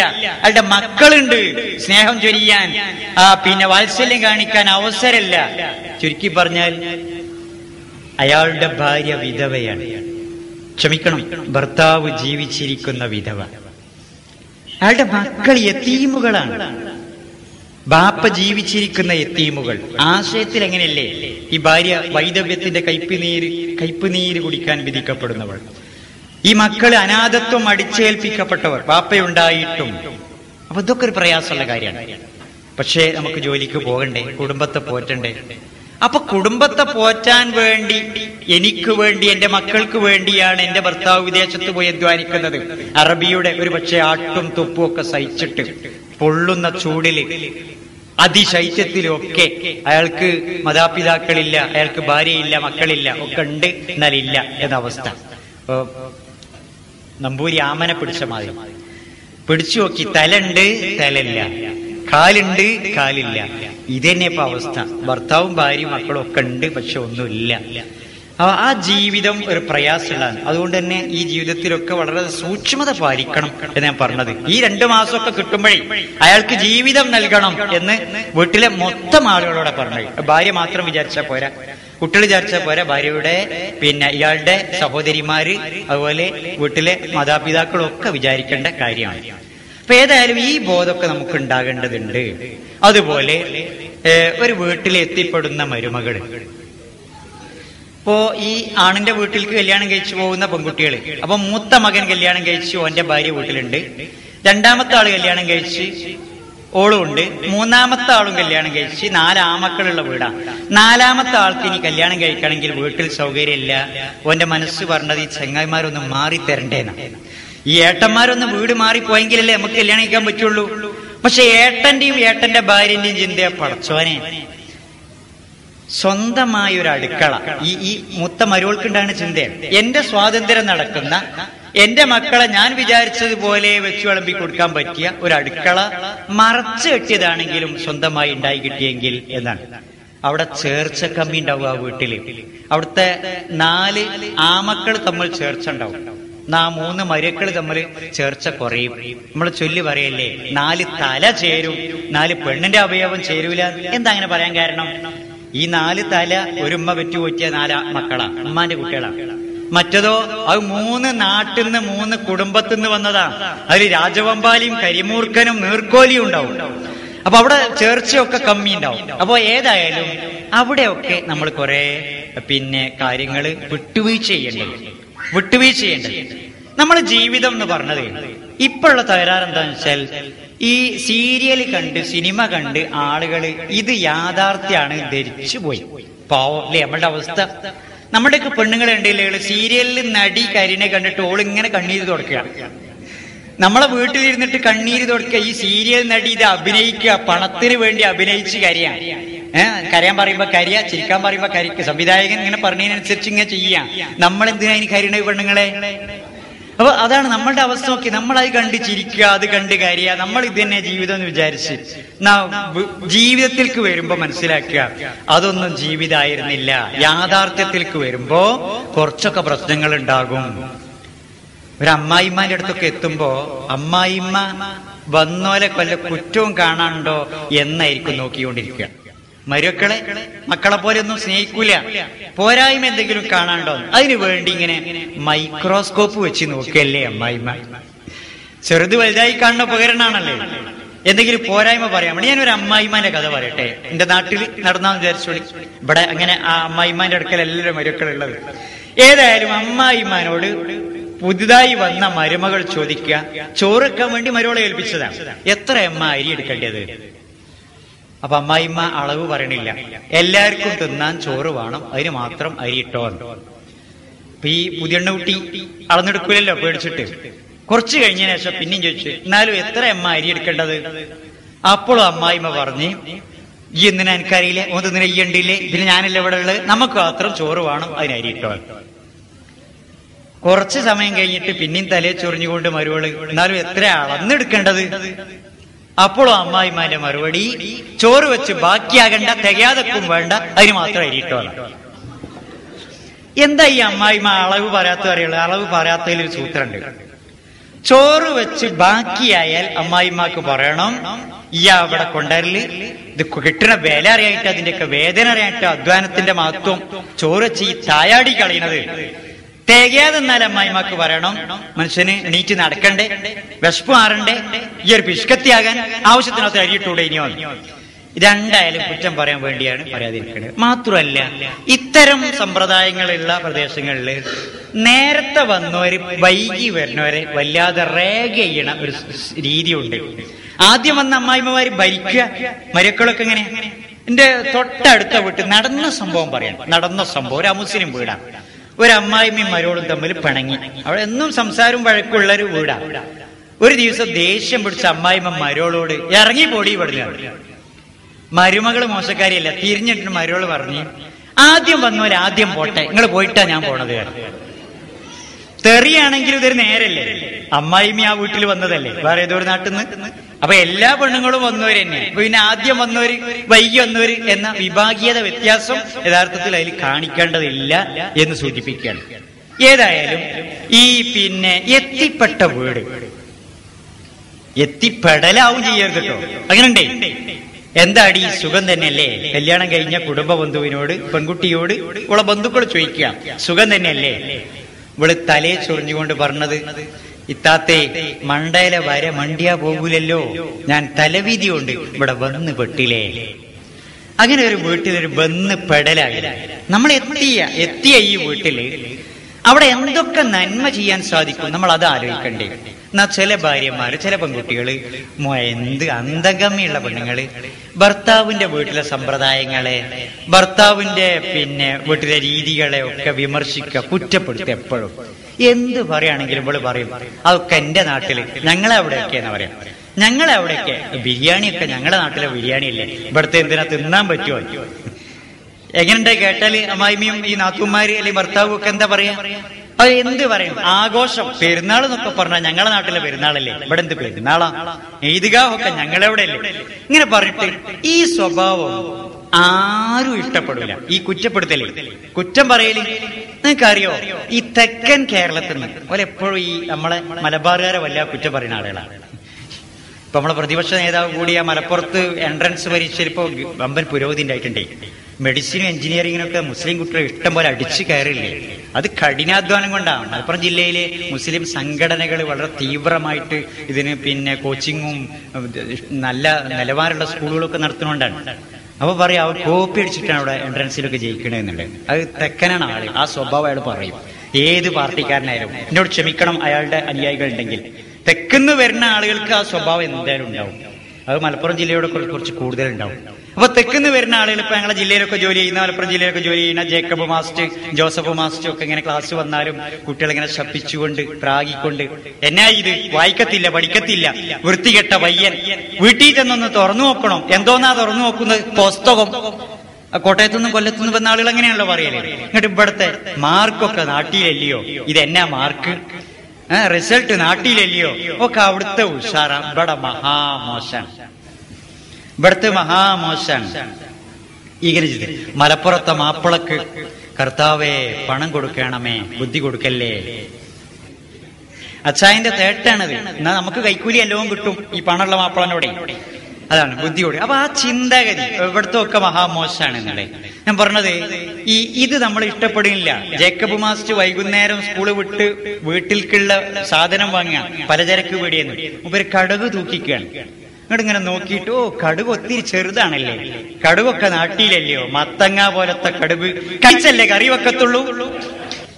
ഇത് ഒരു പക്ഷേ ജേക്കബ് മാസ്റ്റർ പറഞ്ഞതാകാം, പറയാത്തതാകാം. എന്നാലും അങ്ങനെ ചൊല്ല് വന്നത് എന്തുകൊണ്ടാ? ആ സ്വഭാവം ഉണ്ടായിട്ടല്ലേ. ഈ ജാതി ചില പെൺകുട്ടികൾ നമ്മളുടെ വീട്ടിലുണ്ട് എന്ന് ഞാൻ പറഞ്ഞത്. ഒക്കെ നാട്ടിൽ ഉഷാറാണ്, എന്റെ വീട്ടിൽ ഇവിടുത്തെ മഹാമോശ എന്ന് പറഞ്ഞത് ഒരിക്കലും ശരിയല്ലേ. അങ്ങനെ ആവാം, പക്ഷെ അത് പറയാൻ പറ്റുമോ? അത് പറയരുത്. ഇപ്പൊ ഞങ്ങൾക്കറിയാം, കേരളത്തിന്റെ പല ഭാഗത്തും ഇങ്ങനെ പലതും അറിയാൻ നടക്കണമുണ്ട്. പല പ്രദേശത്തെയും ഭക്ഷണം കഴിക്കാനുള്ള അവസരം ഉണ്ടാവുമല്ലോ. അത് എത്ര വൈവിധ്യമുണ്ട്. കോഴിക്കോട്ടെ ഭക്ഷണമല്ല കണ്ണൂരിലെ ഭക്ഷണം, കണ്ണൂരിലെ ഭക്ഷണമല്ല തിരുവനന്തപുരത്ത് എന്നുള്ള ഭക്ഷണം, ഒക്കെ ഒരുപാട് വ്യത്യാസം ഉണ്ടാവും. അപ്പൊ അതൊക്കെ നമ്മൾ അനുഭവിക്കുക എന്നല്ലാതെ ഒന്ന് മികച്ചതും മറ്റോ മോശമെന്ന് പറയണം. പക്ഷെ നമുക്ക് ശീലമായത് നമ്മൾ വെച്ചായിട്ട് പറയും, മറ്റോ ഒക്കെ മോശമെന്ന് പറയില്ലേ. എന്റെ നാട്ടില് ആചാര്യക്ക് പണിക്ക് വരുന്ന കർഷക തൊഴിലാളിയായ രാമൻകുട്ടി, ഇവര് പാടത്ത് പണിക്ക് വരുന്ന ആളാണ്. അപ്പോ ചോറ് കൊണ്ടേ കൊടുത്ത് പാടത്തേക്ക്, മീൻ പൊരിച്ചതും കൊണ്ടേ കൊടുത്തു. അപ്പൊ ആ പൊരിച്ച മീൻ ഇങ്ങനെ നോക്കിയിട്ട് രാമൻകുട്ടി പറഞ്ഞത്, മീൻപൊരിയൊക്കെ നമ്മളെ വീട്ടിലല്ലേ, ആചാരാപ്പന്റെ അവിടുത്തെ മീൻപൊരി എന്ത് മീൻപൊരിയാ, ഇത് പോത്തുംകുട്ടി വളക്കുയ്യിൽ വീണ മാതിരി ഉണ്ട് മീൻ പൊരിച്ചത്, നമ്മളവിടുത്തെ മീൻ പൊരിച്ചിങ്ങനെ വെള്ളി പോലെ വെളുത്തിട്ടല്ലേ. ഇവന്റെ വീട്ടിൽ മസാല വരട്ടാതെ പൊരിച്ചതാണത്. എങ്ങനെയോ മറ്റേ മസാല പിടിച്ച് കണ്ടിട്ടാ വളക്കുയ്യി വീണ പോത്തുംകുട്ടി വല്ലേ. അപ്പൊ രാമൻകുട്ടിക്ക് ഏറ്റവും നന്നായി തോന്നുന്നത് ഓന്റെ അവിടുത്തെ മസാല അല്ലാത്തതാണ്. അപ്പൊ ഈ ജാതി സ്വഭാവം നമുക്ക് ശീലിച്ചത് ഏറ്റവും മുന്തിയത്, ബാക്കിയുള്ളതൊക്കെ മഹാമോശം എന്ന് പറയണ്ട. എന്തായാലും ഭർത്താവിനെയും ഭർത്താവിന്റെ വീട്ടുകാരെയും ഒരു കാരണവശാലും കൊച്ചാക്കി പറയാൻ പാടില്ല. അങ്ങനെയൊക്കെ പറഞ്ഞവരില്ലേ. ഞാൻ നേരത്തെ സൂചിപ്പിച്ച ഏറ്റവും കൂടുതൽ ഹാക്കുള്ളത് ഭർത്താവിനോടാണ്. ഞാൻ ഉദാഹരണം പറയാൻ വിചാരിച്ചു വന്നത് മറന്നുപോയതാണ്. അപ്പൊ നമ്മുടെ നാട്ടിലേക്ക് വേറെ നാട്ടിൽ നിന്ന് കല്യാണം കഴിച്ചുകൊണ്ടുന്ന ഒരു പെൺകുട്ടിക്ക് അവൾക്ക് പിന്നെ പെട്ടെന്നൊരു വിവരം കിട്ടി, അവളുടെ ഉമ്മ മരണപ്പെട്ടിന്. അപ്പോൾ എന്താ ചെയ്യേണ്ടത്? ഉമ്മാന്റെ അടുത്ത് പോണ്ടേ? മയ്യത്തിന്റെ അടുത്ത് പോണ്ടേ? ഉമ്മാന്റെ ശേഷക്രിയകളിലൊക്കെ പങ്കാളിയാവണം. ഉമ്മാന്റെ മയ്യത്ത് മറവ് ചെയ്ത് കഴിഞ്ഞാൽ അവൾക്ക് തിരിച്ചു പോരാം. ഓളെ സാന്നിധ്യം ഇവിടെ ഭർത്താവിന്റെ ഉമ്മ രോഗിയായി കിടക്കണുണ്ട്, അല്ലെങ്കിൽ ചെറിയ ചെറിയ മക്കളുണ്ട്, മദ്രസ സ്കൂളും ഒക്കെ മുടങ്ങും കുട്ടികൾക്ക്. അപ്പൊ അവിടെ നിൽക്കലല്ല, ഇവിടെ എത്തലല്ലേ അത്യാവശ്യം. അപ്പോൾ അവൾക്ക് തിരിച്ചു പോരാം. എന്നാൽ സ്വാഭാവികമായ ദുഃഖത്തിന്റെ ദിവസങ്ങൾ എന്ന നിലക്ക് 3 ദിവസത്തെ റസൂലുള്ളാഹി കാണുന്നുണ്ടല്ലോ. വേണമെങ്കിൽ ആ 3 ദിവസം അവിടെ തങ്ങാം. ഉമ്മ മരിച്ച വീട്ടില് വേണമെങ്കിൽ നട്ടോ തങ്ങണമെന്നൊരു ദിവസം പോലും കൽപ്പനയില്ല. ഇനി എന്തായാലും ഉമ്മയുടെ മരണത്തിൽ ഇവൾക്ക് ഒരു ദിവസം പോലും ദുഃഖാചരണം എന്നൊന്നില്ല.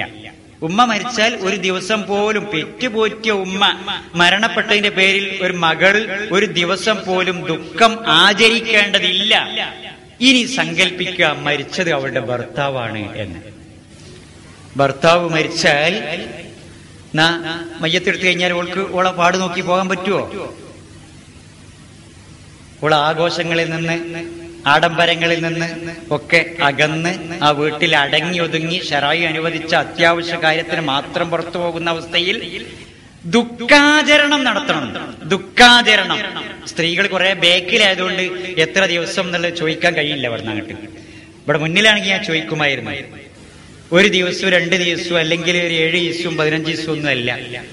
ഭർത്താവ് മരിച്ചതിന്റെ പേരിൽ ഭാര്യക്ക് ദുഃഖാചരണം 4 മാസവും 10 ദിവസവുമാണ്. ഉമ്മയല്ല, ഭർത്താവാണ്. മനസ്സിലായില്ലേ ഇതിന്റെ ഗൗരവം? ഉമ്മാക്കൊരു ദിവസം പോലും ദുഃഖാചരണമില്ല, ഭർത്താവിന് വേണ്ടി 4 മാസവും 10 ദിവസവും. ഈ ഭാര്യ പദവി എന്നൊക്കെ പറഞ്ഞാൽ സ്വർഗം നേടാൻ മാത്രം മഹത്വമുള്ളതാണ്. സ്വർഗാണ് ഇതിന്റെ പ്രതിഫലം. അയ്യുമാ ഇമ്രാത്തിൻ മാത്തത്ത്, ഒരു സ്ത്രീ മരണപ്പെട്ടു പോയി.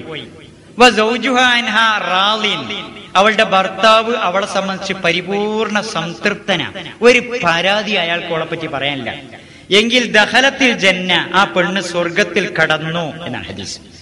ഹദീസിന്റെ പ്രയോഗം കടന്നേക്കാം എന്ന് പോലുമല്ല, സ്വർഗത്തിൽ കടന്നു എന്നാ. സ്വർഗം കിട്ടാൻ മാത്രം മഹത്വമുള്ളതാണ് സഹോദരിമാരെ ഈ ഭാര്യ പദവി എന്ന് പറഞ്ഞത്. ആ രൂപത്തിൽ ഉപയോഗപ്പെടുത്തണ്ടേ? ഭർത്താവിനെ ഉറപ്പിക്കാതെ ബാധ്യതകൾ നിർവഹിച്ചുകൊണ്ട് അയാളുടെ താല്പര്യത്തിനനുസരിച്ച് ജീവിച്ചുകൊണ്ട് വിനയവും വിധേയത്വവും സ്നേഹവും കാരുണ്യവും മതിയാകുവോളം നൽകിക്കൊണ്ട് മക്കളെ, അയാളുടെ സമ്പത്ത്, അയാളുടെ കുടുംബം, അയാളുടെ വീടിനെയൊക്കെ മാന്യമായി പരിപാലിച്ചുകൊണ്ട് അങ്ങനെ ജീവിച്ചു മരിച്ചാൽ ലഭിക്കാനുള്ള സ്വർഗമാണ്. ഒരു ഭാര്യ അവളുടെ ഭർത്താവ് അവളെ കിടപ്പറയിലേക്ക് ക്ഷണിച്ച് അവൾ അന്യായമായി ക്ഷണം നിരസിച്ചു, പിണങ്ങിക്കിടന്നു അയാളെ വെറുപ്പിച്ചുകൊണ്ട്, എങ്കിൽ ലഅനത്തുഹൽ മലായിക ഹത്താ തുസ്ബിഹ, നേരം പുലരുവോളം അള്ളാഹുവിന്റെ മലക്കുകൾ ആ പെണ്ണിനെ ശപിച്ചുകൊണ്ടേയിരിക്കും. ഇത്ര അതിന്റെ ഗൗരവം. ഭർത്താവിനെ പിണക്കിക്കിടത്തിയ ഒരു രാത്രി അന്യായമായി, ആവശ്യമില്ലാതെ, ഈ പെണ്ണിനുള്ള കുറ്റാണാ പറഞ്ഞത്. നേരം വെളുക്കോളം അള്ളാന്റെ മലക്കുകളിൽ ഈ പെണ്ണിനെ ലായനത്ത് ചൊല്ലിക്കൊണ്ടിരിക്കുന്നു. ഇത്രയും ഗൗരവമുണ്ട്. ഇത് ഭർത്താവാണ്, കിട്ടിയ ഭർത്താവ്. ആ ഭർത്താവ് നിങ്ങൾക്ക് വേണ്ടിയാണ് അധ്വാനിക്കുന്നത്. അയാൾ ജോലിക്ക് പോകുന്നത്, അയാളുടെ ആരോഗ്യം ഏറ്റവും കൂടുതൽ ആയുസ്സുള്ളായിരിക്ക പെണ്ണുങ്ങൾക്കാണ്. എന്തേ ആണുങ്ങൾ നേരത്തെ മരിച്ചുകൊണ്ട് ഞാടിഞരമ്പുകൾ തളർന്ന് അല്ലേ, അവരുടെ രക്തവും മജ്ജയും ഒക്കെ വറ്റിപ്പോണത് ഈ അധ്വാനം കൊണ്ടാണ്. നമ്മുടെ കുടുംബത്തെ പോറ്റാനുള്ളത്. ഇതൊക്കെ ആലോചിക്കാറുണ്ടോ പെണ്ണുങ്ങൾ സ്നേഹിച്ച് കൊല്ലണ ചില പെണ്ണുങ്ങളുണ്ട് ഭർത്താക്കന്മാരെ. 8 വർഗത്തിൽ, ചിലന്തി വർഗത്തിൽ ഒരു ഇനുണ്ട്.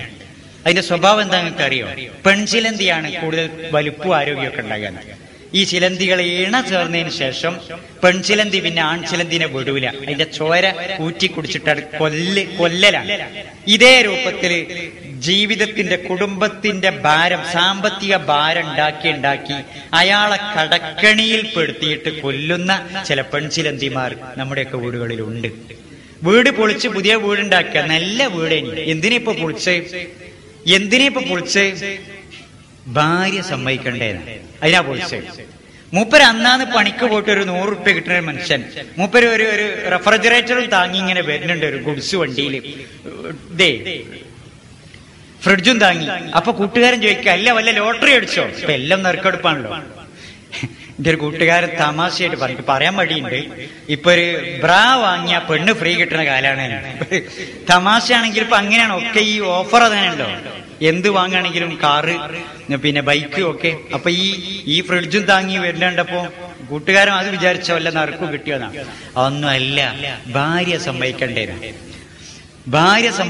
അപ്പൊ ഭാര്യ സമ്മതിക്കാത്തൊക്കെ ഭാര്യക്ക് വേണ്ടിയാണ്. എവിടുന്ന പിന്നെ ലോൺ വാങ്ങി, ബാങ്ക് ലോണ് 10%, 12%, 15% ഒക്കെ പലിശ കൊടുക്കുക, ഇങ്ങനെ മാസം മാസം അയാൾ അടച്ചിട്ട് വീടുന്നില്ല. അയാൾക്ക് ഇതൊരു അത്യാവശ്യ വസ്തുവല്ല. അതാണ് നമ്മൾ ശ്രദ്ധിക്കേണ്ടത്. ജീവിതത്തിന്റെ ഈ ആവശ്യങ്ങളെ നമ്മൾ ആവശ്യം, അത്യാവശ്യം, അനാവശ്യം ഇങ്ങനെ കണ്ടു മൂന്ന് ഇനാക്കി തിരിക്കണ്ടേ.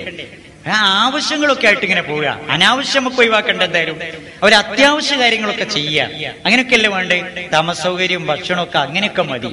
നമ്മൾ അടിപൊളിയാക്കാൻ നിന്നാൽ പിന്നെ അയാളായിരിക്കും ഇങ്ങനെ ഇഞ്ചിഞ്ചായി കടത്തിലൊക്കെ കുടുങ്ങി മരിക്കേണ്ടി വരിക. ആത്മഹത്യകളൊക്കെ നടക്കുന്നത് ഇതുകൊണ്ടൊക്കെ തന്നെയല്ലേ. ഇപ്പോ എന്റെ മകൻ സ്കൂളിലെ ക്യാമ്പസിലെ ഏറ്റവും നല്ല വസ്ത്രം അണിഞ്ഞവനാകണം എന്ന് വിചാരിക്കണ്ട. ഒക്കെ ആവറേജ് മതി. ആവശ്യം ഉണ്ടെങ്കിലും ഇല്ലെങ്കിലും ഒരു പിന്നെ വീടിനൊരു അലങ്കാരമാണ് ഒരു കാറ്. അതുകൊണ്ട് നമുക്ക് കാറ് വാങ്ങണം.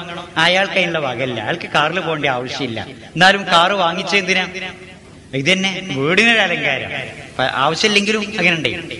കോഴിക്കോട്ടെ വലിയ കോയമാരെ പറ്റി ഒരു ചൊല്ല് പറയാറുണ്ട്. പിന്നെ അൽസേഷ്യം പട്ടിയും ട്യൂഷൻ മാസ്റ്ററും വീടിനൊരു അലങ്കാരമാണ്. കൂട്ടി പറഞ്ഞത് മാഷന്മാര് ക്ഷമിക്കണം.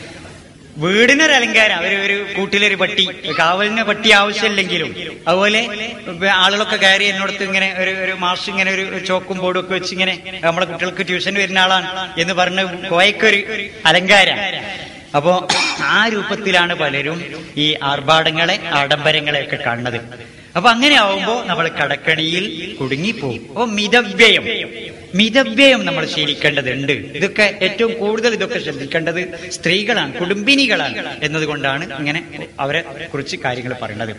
അതുപോലെ ഒരു പെൺകുട്ടിയെ ഭാര്യയായി സ്വീകരിക്കുന്ന ഭർത്താവിനുണ്ടാകേണ്ട ചിന്ത, കല്യാണപ്പന്തലിൽ നിന്ന് ബാപ്പാന്റെ കൈ പിടിച്ചിട്ടില്ലെങ്കിലും ആ വാചകം ചൊല്ലിക്കൊണ്ട്, എന്റെ മകൾ സക്കീനയെ നിങ്ങൾക്ക് ഞാൻ വിവാഹം ചെയ്തു തന്നു. ബാപ്പ പറയണം. വേണമെങ്കിൽ ആ മഹറും കൂടി, എനിക്ക് എന്റെ ആവശ്യം, എന്റെ ശാരീരികമായ ആവശ്യമാണ്, എന്റെ പ്രകൃതി എന്നോട് ആവശ്യപ്പെടും. അതുപോലെ ആ പെൺകുട്ടിക്ക് ഒരാണ് വേണം, അവളുടെയും പ്രകൃതി ആവശ്യപ്പെടുന്ന ഒരു കാര്യമാണ്. ഇതിന് അള്ളാഹു പ്രകൃതി മതമായ ഇസ്ലാം വ്യവസ്ഥാപിതമായ നിയമം ഉണ്ടാക്കിയിട്ടാണ് ഈ വിവാഹ നിയമം ഉണ്ടാക്കിയിട്ടുള്ളത്. അപ്പോ ഞാൻ ഇവളെ സ്വീകരിക്കുന്നത് എനിക്ക് ഇണയായി. അവൾ പെണ്ണാണ്. അവൾക്ക് സ്ത്രീത്വം നൽകിയത് അവളുടെ രക്ഷിതാക്കളല്ല. എനിക്ക് പുരുഷത്വം നൽകിയത് എന്റെ മാതാപിതാക്കളും അല്ല. ഞാൻ ആണാകുന്നതിൽ എന്റെ മാതാപിതാക്കൾക്കൊരു പങ്കുമില്ല. മറിച്ച് എനിക്ക് പുരുഷത്വവും അവൾക്ക് സ്ത്രീത്വവും നൽകിയത് മലിക്കുൽ ജബ്ബാറായ അള്ളാഹുവാണ്. അതുകൊണ്ട് ഈ കരാർ അള്ളാഹുമായുള്ള ഒരു കരാറാണ്. ഇതൊരു വലിയ ഉത്തരവാദിത്വ ബോധമല്ലേ? ഇതൊരു വലിയ ഉത്തരവാദിത്വ ബോധം. ആ ബോധം നമുക്കൊക്കെ ഉണ്ടാകേണ്ടതാണ്. നല്ല ഭർത്താവ് എന്ന് പറഞ്ഞാൽ ഭാര്യയോട് ഏറ്റവും നന്നായി പെരുമാറുന്ന ഭർത്താവ്. മാ അക്റമുഹുന്ന ഇല്ലാ കരീമുൻ വമാ അഹാനഹുന്ന ഇല്ലാ ലഈമുൻ. മാന്യനല്ലാതെ ഭാര്യയോട് മാന്യമായി പെരുമാറുകയില്ല, നീചനല്ലാതെ ഭാര്യയോട് നികൃഷ്ടമായി പെരുമാറുകയില്ല. ഭാര്യയോട് നന്നായി പെരുമാറണം, അയാൾ മാന്യൻ റസൂലുള്ളാഹിന്റെ ഭാഷയിൽ. അതുപോലെ ഒരു പെൺകുട്ടിക്ക് ഏറ്റവും കൂടുതൽ ബാധ്യത അയാളോട്. എന്തൊക്കെ പറഞ്ഞാലും മാതാപിതാക്കളൊക്കെ സഹോദരിമാരെ കുറച്ചു കാലം കൊണ്ട് മരിച്ചു. പിന്നെ ആങ്ങളമാര് പറഞ്ഞാൽ അത്ര അടുപ്പും ബന്ധവും നമ്മളുമായിട്ടൊന്നും ഉണ്ടായിക്കൊള്ളുന്നില്ല. പിന്നെ നമുക്ക് ഏറ്റവും വലിയ നമ്മളെ ഭർത്താവ് തന്നെയായിരിക്കും. നമ്മളെ ഭർത്താവ്, നമ്മളെ കുട്ടികളൊക്കെ അവരോട് ഏറ്റവും നന്നായി പെരുമാറുക. റസൂലുള്ളാഹി വിശദീകരിക്കുക, നല്ല ഭാര്യ ഇതാ നളർത്ത സറത്തുക വൈദാ അമർത്ത അത്വാഅത്തുക. അവളെ കണ്ടാൽ തന്നെ നിനക്ക് സന്തോഷം തോന്നുന്ന, കണ്ടാ സന്തോഷം തോന്നല് സൗന്ദര്യം കൊണ്ടാന്ന് ആരും വിചാരിക്കണ്ട. ഒരു റേഡിയോ പരസ്യം ഓർമ്മ വരികയാണ്. ഷീലെ, ഞങ്ങൾ അറിഞ്ഞു കേട്ടോ, കല്യാണമോ? അതൊരു കാര്യം. കാണാൻ വന്ന പയ്യൻ മയങ്ങിപ്പോയി. എന്താ തലേ തേക്കല് എന്ന് ചോദിച്ചു. നീ പറഞ്ഞു. പിന്നെ എയർടോണിന്റെ പേരാണ്, ഞാൻ പരസ്യം പറയില്ലല്ലോ എന്റെ പ്രമേയം. അവിടെ ആ എയർടോണിന്റെ പരസ്യമാണത്. അവിടെ കാണാൻ വന്ന പയ്യൻ മയങ്ങിപ്പോയി. സഹോദരിമാരെ, തലമുടി കണ്ടൊന്നും മയങ്ങണല്ല ജീവിതം. അവർക്ക് നൈമിഷികാണ്. കുറച്ച് കാലേ ഉണ്ടാവുള്ളൂ. അതിന്റെ അപ്പുറത്ത് കുറെ നല്ല ഗുണങ്ങൾ ഉണ്ടാവണം. കൺപീലിയേക്കാളേറെ, പതിനിരയേക്കാളേറെ, ഈ തലമുടിയേക്കാൾ, തൊലിനിറത്തെക്കാളൊക്കെ ഏറെ നല്ല ഗുണങ്ങൾ വേറെ ഉണ്ടാവണം. അതാണ് വിനയം, വിധേയത്വം, ഭർത്താവിനുള്ള ആദരവ്, സ്നേഹം കൊണ്ട്, കാരുണ്യം കൊണ്ട് പൊതിയണം. പൂമുഖവാതിൽക്കൽ സ്നേഹം വിടർത്തുന്ന പൂന്തിങ്കളാകുന്നു ഭാര്യ. അത് പാട്ടാട്ടോ, വെറും സിനിമാ ഗാനാണ്. പക്ഷെ അതിലൊരു ആശയമുണ്ടല്ലോ. പൂന്തിങ്കളാകണം നമ്മളെ വീട്ടില് ഭാര്യ. എത്ര തെളിച്ചാലും എണ്ണ പറ്റാത്തൊരു ചിത്രവിളക്കാണ് ഭാര്യ. സ്നേഹിച്ചാലും സ്നേഹിച്ചാലും സ്നേഹം പറ്റാത്ത, സ്നേഹത്തിന്റെ എണ്ണ പറ്റാത്ത ചിത്രവിളക്കാണ്. ദുഃഖത്തിൻ മുള്ളുകൾ പൂവിരൽ തുമ്പിനാൽ പുഷ്പങ്ങളാക്കുന്നു ഭാര്യ. ഒരുപാട് പ്രയാസങ്ങളും ദുഃഖങ്ങളും ഒക്കെ ഉണ്ട്. അതൊക്കെ അവളുടെ പൂവിരൽ കൊണ്ട്, അവളുടെ കരസ്പർശം കൊണ്ട്, സാന്നിധ്യം കൊണ്ട്, സാമീപ്യം കൊണ്ട്, പുഞ്ചിരി കൊണ്ട് അയാൾക്ക് പൂക്കളായി മാറണം ഈ മുള്ളുകളൊക്കെ. ഇങ്ങനെയൊക്കെ ആകാൻ നമ്മൾ ശ്രമിക്കുക. റസൂലുള്ളാഹിന്റെ മധുരിക്കുന്ന ദാമ്പത്യം ഖദീജ ബിയോടൊത്തുള്ളത് ഇടക്കിടക്ക് അയവർക്കുകയാണെങ്കിൽ ഖദീജ ഉണ്ടായിരുന്നെങ്കിൽ ഖദീജ ഉള്ള കാലത്ത് എന്തേ കാരണം? ജനങ്ങൾ എന്നിൽ അവിശ്വസിച്ചപ്പോൾ ഖദീജ എന്നിൽ വിശ്വസിച്ചു. വലിയൊരു കാര്യമായി റസൂലുള്ളാഹി പറഞ്ഞൊരു കാര്യമാണ്. ആദർശപൊരുത്തണ്ടേ ഈ ഭാര്യയായിട്ട്? അതില്ലാഞ്ഞാ ഒരു സുഖം ഉണ്ടാവില്ല. ഇപ്പൊ ഞാൻ രാവിലെ ഭാര്യനോട് നിനക്ക് കണ്ണൂർ ഒരു പരിപാടി ഉണ്ട് പോണെന്ന് പറഞ്ഞപ്പോ നേരത്തെ ചായ ഉണ്ടാക്കി തന്ന്, ഡ്രസ്സ് ഇസ്തിരിട്ട് തന്ന്, പിന്നെ പോകുമ്പോ വിവരങ്ങളൊക്കെ പറഞ്ഞ്, സലാം പറഞ്ഞ്, സന്തോഷത്തോടുകൂടി രാത്രി മടങ്ങിയെത്തണം, വീട്ടിൽ വേറെ വിഷമമുണ്ട്, എത്താതിരിക്കാൻ പറ്റൂല, അതൊക്കെ പറഞ്ഞിട്ട് പോരാ. മറിച്ചാണെങ്കിലോ ഈ ആദർശ ബന്ധമല്ല എന്റെ ഭാര്യ ഞാനുമായിട്ടാണെങ്കിൽ, ഞാൻ രാവിലെ കണ്ണൂർ ഒരു പരിപാടി ഉണ്ടോ എന്ന് പറയുമ്പോ നിങ്ങൾക്ക് എന്നല്ലെങ്കിൽ പരിപാടി ഇല്ലാത്ത അല്ലേ ഭാര്യയ്ക്ക്? അതായിരിക്കും ചോദ്യം ഉണ്ടാകുക. നിങ്ങളിൽ പലർക്കും ആ ചോദ്യം കിട്ടലില്ലേ? അതേസമയത്ത് കണ്ണൂർ ഇന്നൊരു ക്യാമ്പ് ഉണ്ട് എന്ന് പറയുമ്പോ ഞാനും പോരണം എന്ന് ഭാര്യ പറയുകയാണെങ്കിൽ ഒരു സന്തോഷമാണല്ലോ. ഒന്നിച്ചു വന്ന് ഈ ക്യാമ്പും ക്ലാസ്സും ഒക്കെ പങ്കിടുമ്പോ. അപ്പൊ ആദർശ പൊരുത്തം ഖുർആൻ പറഞ്ഞുതരാം. നോഹ് നബി അലൈഹി സ്വലാമിന്റെയും ലൂത്ത് നബി അലൈഹി സ്വലാമിന്റെയും അനുഭവം. കുരുത്തം കെട്ട രണ്ട് ഭാര്യമാർ. നബിമാരാ എന്ത് ചെയ്യാ? അതുകൊണ്ട് തന്നെ ആ ഭാര്യമാർക്ക് പരലോകത്ത് യാതൊരു ഉപകാരം കിട്ടൂല. നാട്ടുകാര് പറയാൻ തുടങ്ങി നോഹന് ഭ്രാന്തനാൻ. ഭാര്യ കൂടെ പറയാം, നിങ്ങൾ പറഞ്ഞത് ശരിയാ, മൂപ്പർക്ക് ഇപ്പൊ നട്ടപിരാന്ത് തന്നെയാണ്. അതിന്റെ കഥ പിന്നെന്തായിരിക്കും? ലൂത്ത് നബിന്റെ വീട്ടിൽ മലക്കുകൾ വന്ന്, പുരുഷന്മാരുടെ രൂപത്തിലുള്ള ഒരു സംഘം ആളുകൾ അങ്ങാടിയിൽ നിന്ന് വന്ന് വീട് വളഞ്ഞ് നിന്റെ അതിഥികളെ ഞങ്ങൾക്ക് തോന്നിയാസത്തിന് വിട്ടുതരണമെന്ന് പറഞ്ഞു. ലൂത്ത് നബി അലൈഹി സ്വലാം അങ്ങേയറ്റം വഷളാകാൻ പോണ രംഗം. നിസ്സഹായതയിൽ ലൂത്ത് നബി അലൈഹി സ്വലാം ചോദിച്ചുപോയി, അലൈസ മിൻകും റജുലുൻ റഷീദ്, നിങ്ങളുടെ കൂട്ടത്തിൽ ഒരാൾ പോലും മാന്യനില്ലേ? അത്ര അടങ്ങാറായൊരു സമയം. എന്നാ ഇവിടെ കുറച്ച് അതിഥികൾ വന്നു കേട്ടോ എന്ന് അങ്ങാടിയിലേക്ക് വിവരം കൊടുത്തത് ഈ ലൂത്ത് നബിന്റെ കുരുത്തം കെട്ട ഭാര്യ നീന. എങ്ങനെയുണ്ട്? അപ്പൊ ഈ രൂപത്തിൽ ഒക്കെ ആയിരിക്കും ആദർശപ്പെടുത്തല്ല. ഞാൻ മുത്ത് നബിക്ക് അതുണ്ടായിരുന്നു. അത് റസൂലുള്ളാഹി എടുത്തു പറയാം. രണ്ടാമത്തെ കാരണം പറഞ്ഞത്, ജനങ്ങൾ എന്നെ ബഹിഷ്കരിച്ചപ്പോൾ ഖദീജ എന്നെ സഹായിച്ചു. എല്ലാ അർത്ഥത്തിലും സാന്ത്വനപ്പെടുത്തേണ്ടടുത്ത് സാന്ത്വനം, സമാശ്വസിപ്പിക്കേണ്ടടുത്ത് സമാശ്വസിപ്പിക്കലും, സമ്പത്തുകൊണ്ട് സഹായിക്കേണ്ടടുത്ത് സമ്പത്തുകൊണ്ട്. എറാ ഗുഹയിൽ നിന്ന് മലക്കിനെ കണ്ട് പേടിച്ച് വിറച്ച് ആ രൂപത്തിലാ ജിബ്രീൽ പെരുമാറിയത്.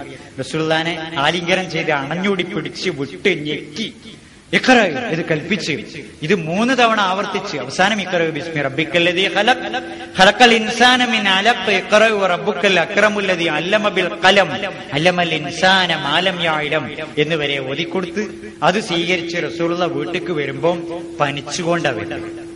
പേടിയും പനിയും. ജമ്മിലൂനി പുതപ്പിട്ട് മൂടിക്കൊണ്ടടി, പുതപ്പിച്ചുകൊണ്ടടി എന്ന് പറഞ്ഞിട്ടാ ഖദീജ ബീവിന്റെ അടുക്കൽ വരുന്നത്.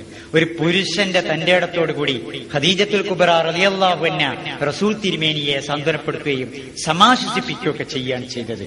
അതൊരു മുതലേ ഖദീജ ബീവി, അതൊരു ഭാര്യ നബിക്ക് എല്ലാ അർത്ഥത്തിലും. അതുകൊണ്ട് തന്നെ ഖദീജ ബീവിന്റെ വഫാത്ത് നബിക്ക് വല്ലാതെ വേദന ഉണ്ടാക്കി. മൂന്നാമത്തെ കാരണം പറഞ്ഞത്, അവരിലൂടെ എനിക്ക് 6 മക്കളുണ്ടായിരുന്നു. റസൂലുള്ളാഹിക്ക് 7 മക്കളാണ്. 6ഉം ഖദീജ ബീവി പെറ്റുപോറ്റിയതാണ്. കുട്ടികളുടെ ഉമ്മ എന്ന ബന്ധം, ഇതൊക്കെ വലിയ കാര്യമാണ്. എനിക്ക് വിശദീകരിക്കാൻ സമയം വളരെ കുറവായതുകൊണ്ട് വേഗത്തിൽ പറഞ്ഞു പോവുകയാണ്. ഇനി നോക്കൂ, ഇപ്പൊ ഭാര്യയും ഭർത്താവും എന്ന അവസ്ഥയിൽ ഇപ്പൊ നമ്മൾ ഇതുവരെ പറഞ്ഞിട്ടുള്ളൂ. ഇനിയും പറയാൻ ഒരുപാടുണ്ട്, മണിക്കൂറുകൾ വിശദീകരിക്കാൻ. ഇനി കുട്ടികള്, നമ്മുടെ ഇടയിൽ ഇപ്പോ സ്കൂൾ അവധിയൊക്കെ ആയതുകൊണ്ട് ഒരുപാട് മക്കളൊക്കെ ഉണ്ടല്ലോ. ഈ മക്കൾ ഇങ്ങനെ ശല്യം ചെയ്യേണ്ടില്ലേ? ആരും അവരെ ശപിക്കണ്ട, കുറ്റപ്പെടുത്തണ്ട. റസൂലുള്ളാഹി ഒരിക്കലും കുട്ടികളുടെ പ്രവർത്തനത്തെ അങ്ങനെ കുറ്റപ്പെടുത്തുകയോ ശകാരിക്കുകയോ ചെയ്തിട്ടില്ല. ഈ ഇളം കൈകളിതാ ഉമ്മാന്റെ വാപ്പാന്റെ ഒക്കെ ഒപ്പം വന്ന് ഈ കൊച്ചു കരങ്ങൾ നാളെ ശക്തമാകും. നമ്മളെ മയ്യത്തും കെട്ടിലിന്റെ തല ചുമക്കാനുള്ള കുട്ടികളാണ് ഈ കുട്ടികൾ. നമ്മുടെ ജനാസ കുളിപ്പിച്ചു തരാനുള്ള മക്കളായി ഈ മക്കള്. നമ്മുടെ പള്ളി മദ്രസയൊക്കെ ഏൽപ്പിച്ചു കൊടുക്കാനുള്ള, നമ്മുടെ സംഘടനയൊക്കെ ഏൽപ്പിച്ചു കൊടുക്കാനുള്ള മക്കളായി. നമ്മൾ നാളെ തളർന്നു കിടക്കുമ്പോൾ താങ്ങി എഴുന്നേൽപ്പിക്കാനുള്ള മക്കള്. ഈ മക്കളൊക്കെ നമ്മുടെ കൂടെ ഇങ്ങനെ കൊണ്ടുനടന്ന് ഒരു ക്യാമ്പ്, ഒരു സമ്മേളനം, ഒരു കുത്തുബ, ഈദ്ഗാഹ്, ഇതൊക്കെ കുട്ടി ഇങ്ങനെ കാണണം. ഒരു ജുമയൊക്കെ കഴിഞ്ഞ് വന്നിട്ട് 3 വയസ്സായ കുട്ടി സ്റ്റൂൾ എടുത്ത് വെച്ച് മിൻബർ ഉണ്ടാക്കി ഇമ്മ കയറി ഇങ്ങനെ കുത്തുബൊക്കെ നടത്തും വീട്ടില്. അതൊക്കെയല്ലേ രസം എന്ന് പറഞ്ഞത്. പള്ളിയും നിസ്കാരവും ഇതൊന്നും ആയിട്ട് കുട്ടിനെ പങ്കെടുപ്പിക്കാതെ ഒരു ബന്ധമില്ലാതെ ആയാലും കുട്ടിക്കൊന്നും പരിചയവും ഉണ്ടാവില്ല. അപ്പൊ ഈ കാര്യങ്ങളിലൊക്കെ നമ്മൾ കുട്ടികളെ പങ്കെടുപ്പിക്കുക. കുട്ടികൾ വേണ്ടേ നമുക്ക്? ചിലർക്ക് അങ്ങനെയും സംശയം, എന്തിനാ അപ്പൊ മക്കൾക്ക് ഓലെ പള്ളി മാണ്ടി നോക്കുക. സഹോദരന്മാരെ, ഒരു ചാൺ വയറ് പോറ്റാൻ മാത്രമല്ല നമുക്ക് കായികമായി അള്ള ബലം നൽകിയത്. നമുക്ക് കുട്ടികളെയും ഭാര്യനെയൊക്കെ നോക്കാൻ അള്ളാഹു തആല ബലം നൽകിയിട്ടാണ് നിന്റെ ചെലവ് ഈ ഭാര്യനെ പോറ്റണം എന്ന് നമ്മളോട് കൽപ്പിച്ചിട്ടുള്ളത്. അപ്പൊ ഭാര്യനെയും കുട്ടികളൊക്കെ നോക്കാനുള്ള കഴിവ് നമുക്കുണ്ട്. നമ്മുടെയൊക്കെ അധ്വാനം കൊണ്ട് സാധിക്കുന്നുണ്ട്. അപ്പൊ കുട്ടികൾ ഉണ്ടാവുമ്പോ അള്ളാഹു തആല ഓൽക്ക് റിസ്ക്കിന്റെ മാർഗം എന്തെങ്കിലുമൊക്കെ തുറന്നുതരും. വായേറിയ എമ്പുരാൻ എരേൽപ്പിക്കുന്ന ഒരു ചൊല്ല് പറയില്ലേ, അത് പടച്ചോൻ എന്തെങ്കിലും ഒരു മാർഗം കാണും. നഹ്നു നർസുക്കും വയ്യാക്കും, നിങ്ങൾക്കും ഓൽക്കും നാമാണ് എര തരുന്നത് എന്ന് പടച്ചോൻ പറഞ്ഞ റിസ്ക് നൽകണേ. അപ്പോ അതൊന്നും നമ്മൾ ബേജാറാകണ്ട, അതൊക്കെ പടച്ചോൻ തരും. മക്കള് വേണം. വിവാഹത്തിന്റെ അല്ല മധുവിധുവിന്റെ ആദ്യ നാളിലെ ചർച്ച നമുക്ക് എന്ന് കുഞ്ഞു വേണം. ഭർത്താവ് പറഞ്ഞ് നമുക്ക് ഉടനെ കുഞ്ഞു വേണം. ഭാര്യ അയ്യേ വേണ്ടട്ടോ 5 കൊല്ലം കഴിഞ്ഞിട്ട് മതിയില്ല, അല്ലെങ്കിൽ 3 കൊല്ലം കഴിഞ്ഞിട്ട് ഒക്കെ തീരുമാനിക്കാം. അല്ല ഭർത്താവ് നമുക്ക് വൈകി മതി, ഭാര്യ ഉടനെ വേണം, അങ്ങനെ ഉണ്ടാകാം. ശരി, നമ്മൾ ഈ തീരുമാനിച്ച സമയത്ത് ഇത് കിട്ടിക്കൊള്ളുന്നുണ്ടോ? ഇത് പടച്ചോൻ തരുന്നതാണ്. ലില്ലാഹി മുൽക്കുസ്സമാവാതി വൽ അർള്, ആകാശഭൂമിയുടെ അധികാരം അള്ളാഹുവിനുള്ളതാണ്. യഖ്ലുഖു മാ യശാ, അവൻ ഉദ്ദേശിച്ചത് അവൻ പടക്കും. യഹബു ലിമൻ യശാഉ ഇനാസ വയഹബു ലിമൻ യശാഉ ദുകൂർ. ചിലർക്ക് അള്ളാഹു ആൺകുട്ടികളെ നൽകും, ചിലർക്ക് അള്ളാഹു പെൺകുട്ടികളെ നൽകും. ആണ് നൽകണ ആരാ? അള്ളാഹു. പെണ്ണ് നൽകണ ആരാ? അള്ളാഹു. നമ്മുടെ കയ്യിലല്ല. ഒന്നും നൽകാതിരിക്കുന്നതോ? അള്ളാഹു. ഇതിൽ നമുക്കൊരു പാഠം ഉണ്ടാകാൻ വേണ്ടി മക്കൾ ഉണ്ടാകാൻ 2 പ്രവാചകന്മാർക്ക് താമസം നൽകിയ കഥ വിശുദ്ധ ഖുർആനിൽ പറഞ്ഞു. മഹാനായ സക്കരിയ നബി അലൈഹിസ്സലാം, ഖലീലുല്ലാഹി ഇബ്രാഹിം അലൈഹിസ്സലാം, ഈ 2 പ്രവാചകന്മാർക്കും വളരെ വൈകിയാണ് അല്ലാഹു തആല കുഞ്ഞിക്കാല് കാണാനുള്ള വിധി കൂട്ടിക്കൊടുത്തത്. എന്ത് ചെയ്തു ഈ പ്രവാചകന്മാര്? പ്രാർത്ഥിക്കണേ പടച്ചവനോട്. നമ്മളും അതിനെട്ടോ ചികിത്സ നടത്താം, നമുക്ക് പടച്ചവനോട് പ്രാർത്ഥിക്കാം. പക്ഷെ നമുക്കിടയിൽ ചികിത്സ എന്ന് പറയുമ്പോ 10 കൊല്ലം കഴിഞ്ഞ് കുട്ടികളുണ്ടായിട്ടില്ല, എത്ര കൊല്ലായിടി എന്നെ കെട്ടിച്ചിട്ട്? കുടുംബ ബന്ധുവിന്റെ ചോദ്യം. 10 കൊല്ലായി ഇത്താത്തേ. 10 കൊല്ലം. ഒരു നെടുവേർപ്പോട് കൂടി ഇത്താത്താന്റെ ചോദ്യം, അല്ല നിങ്ങൾ അവിടെ പോയി നോക്കീണോ? കുട്ടികളുണ്ടാകാൻ പോയി നോക്കണ ചില തീർത്ഥാടന കേന്ദ്രം ഉണ്ടല്ലോ, അങ്ങോട്ടൊക്കെ പറഞ്ഞേക്കാം. ആ ജാതി സ്ഥലത്തൊന്നും പോയി നോക്കിയിട്ട് കാര്യമില്ല. കുട്ടികളുണ്ടാവില്ല എന്ന് മാത്രമല്ല, ഈമാനും അവിടെ പോകും. ഈമാനും പോകും. അപ്പൊ അതൊക്കെ അപകടമാണ്, ശിർക്ക് വരും.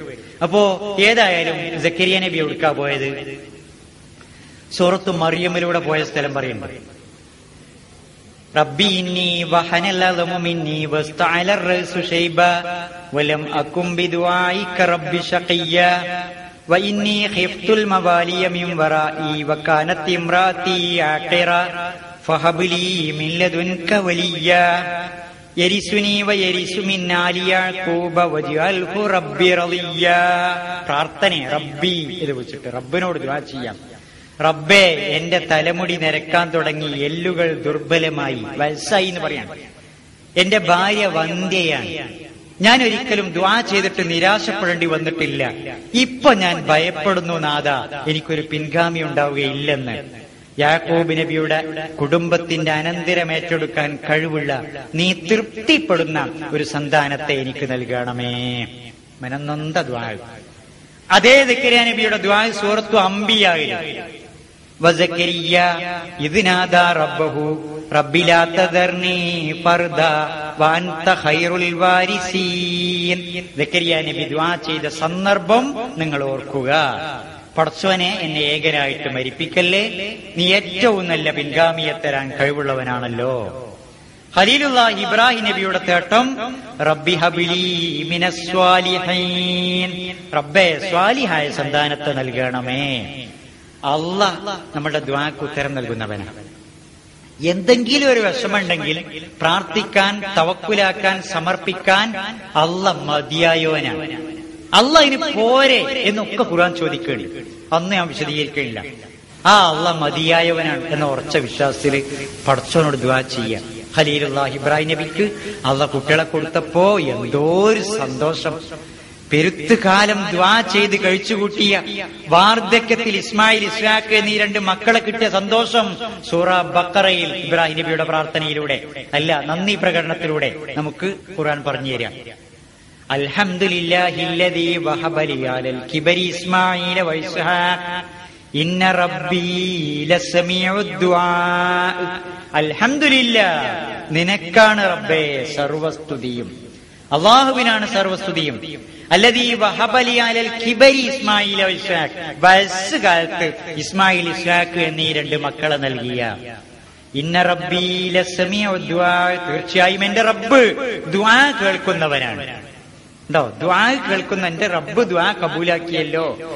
ഇതൊക്കെ നമ്മളുടെയും പ്രാർത്ഥന ഉണ്ടാകേണ്ടതാണ്. ഒരു അയ്ബുമില്ലാത്തൊരു കുഞ്ഞിനെ പടച്ചോങ്ങട് തിന്നിട്ട് നമ്മളോട് ആ കുഞ്ഞിന്റെ പേരിൽ ഒരു അക്കീക്കത്ത് അറക്കണം, ഒരു ഉരുവിനെ വാങ്ങി അറക്കണം എന്ന് പറഞ്ഞിട്ട് അതിനൊരു 4,000 റുപ്യ മുടക്കാൻ പിശുക്കന്മാരല്ലേ നമ്മള്. വേണമെങ്കിൽ ഒന്നാമത്തേനൊക്കെ ഒന്ന് അറക്കും അല്ലേ സഹോദരന്മാരെ? ഇതൊക്കെ നമ്മൾ ചെയ്യേണ്ടതാണ്. ഇതൊന്ന് ജാതിയൊന്ന് നമ്മൾ വിചാരിച്ച കിട്ടൂല, പടച്ചോൻ തരികയാണ്. പടച്ചോന്റെ ആ സെർട്ടിപ്പും കാര്യമൊക്കെ പറയുകയാണെങ്കിൽ അത് മണിക്കൂറുകളോട് പറയാനുണ്ട്. അപ്പൊ ഇതൊക്കെ നമുക്കൊരു കുഞ്ഞിനെ തന്നാൽ അൽസിമു ഔലാദക്കും വഅസിനു അദബഹും, വിടാതെ കൂടണം കുട്ടികളൊപ്പങ്ങൾ. നല്ല സംസ്കാരം ശീലിപ്പിക്കണം. റസൂലാണിത് പറഞ്ഞത്. കുട്ടികളുടെ ഒപ്പം കൂടിയിട്ട് നമ്മൾ അവർക്ക് സംസ്കാരം ശീലിപ്പിച്ചു കൊണ്ടുവരിക. ദീനും ചിട്ടയൊക്കെ നമ്മളിൽ നിന്നാണ് അവർക്ക് ഉണ്ടാകേണ്ടത്. നമ്മിൽ നിന്നുണ്ടാകണം സഹോദരന്മാരെ. ഏറ്റവും നല്ല കുട്ടി ഉണ്ടാകാനുള്ള ഒറ്റമൂലി എന്താന്ന് ചോദിച്ചാൽ നല്ല മാതാപിതാക്കളാവുക എന്നത് തന്നെയാണ്. ഈ കുന്നമ്പായന്റെ മുരട്ടെ പൂവമ്പായന്റെ കന്നുകൊടിയെന്ന് ആരും വിചാരിക്കണ്ട. അത് പൂവമ്പായന്റെ മരട്ട് തന്നെ പൂവമ്പായന്റെ കന്നുകൊടി. നല്ല മാതാപിതാക്കൾക്ക് തന്നെ നല്ല മക്കൾ ഉണ്ടാവും. മക്കൾ തന്ന ഇതൊക്കെ കല്യാണം കഴിക്കണം അന്ന് ആലോചിക്കണ്ടേ. ഇന്നത്തെ ഭാര്യ നാളത്തെ മാതാ. അതേ പറഞ്ഞ ഈ ചെറുപ്പക്കാർക്ക് ഇതൊന്നും അറിയില്ല. ഓൽക്ക് ഗൾഫിലൊക്കെ പോയാണ് വന്ന് പെണ്ണെട്ടാൻ വേണ്ടി വന്ന് 6 മാസത്തെ ലീവ് ഉണ്ട്. പുതിയണ്ണിന് വേണ്ട വസ്ത്രം കൂടി അയാൾ ഗൾഫിൽ നിന്ന് കൊണ്ടുവന്ന് ഇവിടെ വന്നിട്ട് അയാൾക്ക് ഇപ്പൊ എന്താ ജോലി? പെണ്ണ് കാണാൻ പോലെ. മാസം 5 കഴിഞ്ഞ് ഇനി അടുത്ത വരവിനാക്കാം. ഇനിയിപ്പോ ഏതായാലും 1 മാസമേ ഉള്ളൂ. അത് പെണ്ണ് കാണാൻ നടന്ന് ഈജിപ്തുകാരിയുടെ സൗന്ദര്യം, ഇന്തോനേഷ്യക്കാരിയുടെ സൗന്ദര്യം ഇവിടെ കേരളത്തിലെ പെൺകുട്ടിക്ക് ഉണ്ടാവില്ല. അത് തെരഞ്ഞെടുക്കാൻ മുപ്പേർക്കുള്ള പണി. വേറെ ഒന്നും നോട്ടല്ല. എന്നാൽ ഒരു നല്ല വിവരമുള്ള, വിദ്യാഭ്യാസമുള്ള, വിവേകമുള്ള ഒരു ഖുർആൻ ലേണിംഗ് സ്കൂളിലൊക്കെ പോയി ഖുർആനൊക്കെ പഠിച്ചൊരു പെൺകുട്ടിനെ കിട്ടുകയാണെങ്കിൽ അത് പോറ്റാൻ പറ്റും. ഇതേ താൽക്കാലികമായ ആവശ്യത്തിനാണെങ്കിൽ ഇറച്ചി ഗുണം നോക്കിയാൽ മതി. പോറ്റാൻ വേണ്ടിയാണെങ്കിൽ അത് നോക്കിയാൽ പോരാ. നമ്മളെ വീട്ടിൽ ഒരു ആട്ടിൻകുട്ടിനെ വാങ്ങുകയാണ്, ഒരു പശുക്കുട്ടീനെ വാങ്ങുകയാണ് പോറ്റാൻ വേണ്ടി, വളർത്താൻ വേണ്ടി. അത് നമ്മള് അക്കൈക്കത്തറക്കാൻ ഒലുവയ്യത്തറക്കാൻ വാങ്ങണതിന്റെ ആ ഗുണ നോക്കല്. ഒലുവയ്യത്തറക്കാൻ വാങ്ങണ കാലിക്ക് ഇറച്ചി ഗുണ നോക്കല്, അതിന്റെ പ്രായം ഇറച്ചി ഗുണം. എന്നാ പോറ്റാൻ വേണ്ടി വാങ്ങണ പശുക്കുട്ടിക്കോ പല്ല് പിടിച്ചു വെക്കും. കാലി വാങ്ങുമ്പോ നല്ല ചവച്ചരക്കുന്ന ഇനമാണോന്നറിയാൻ, പല്ലിന് കേടുണ്ടോന്നറിയാൻ. പിന്നെ അതിന്റെ ഉടല് നീട്ടത്തിന്റെ ആകൃതി നോക്കും, ചെവിന്റെ ആകൃതി നോക്കും, അകിടിന്റെ ആകൃതി നോക്കും, നല്ല പാലുള്ള വർഗമാണോ. ഇതൊക്കെ നോക്കിയതിന്റെ പുറമെ വീട്ടുകാരോട് ചോദിക്കും, അല്ല ഇതിന്റെ തള്ളക്ക് എത്ര ലിറ്റർ പാലിട്ടീനി? അതുപോലും ഉറപ്പുവരുത്തിയിട്ടല്ലേ നമ്മളൊരു പശുക്കുട്ടിനെ വാങ്ങണത്.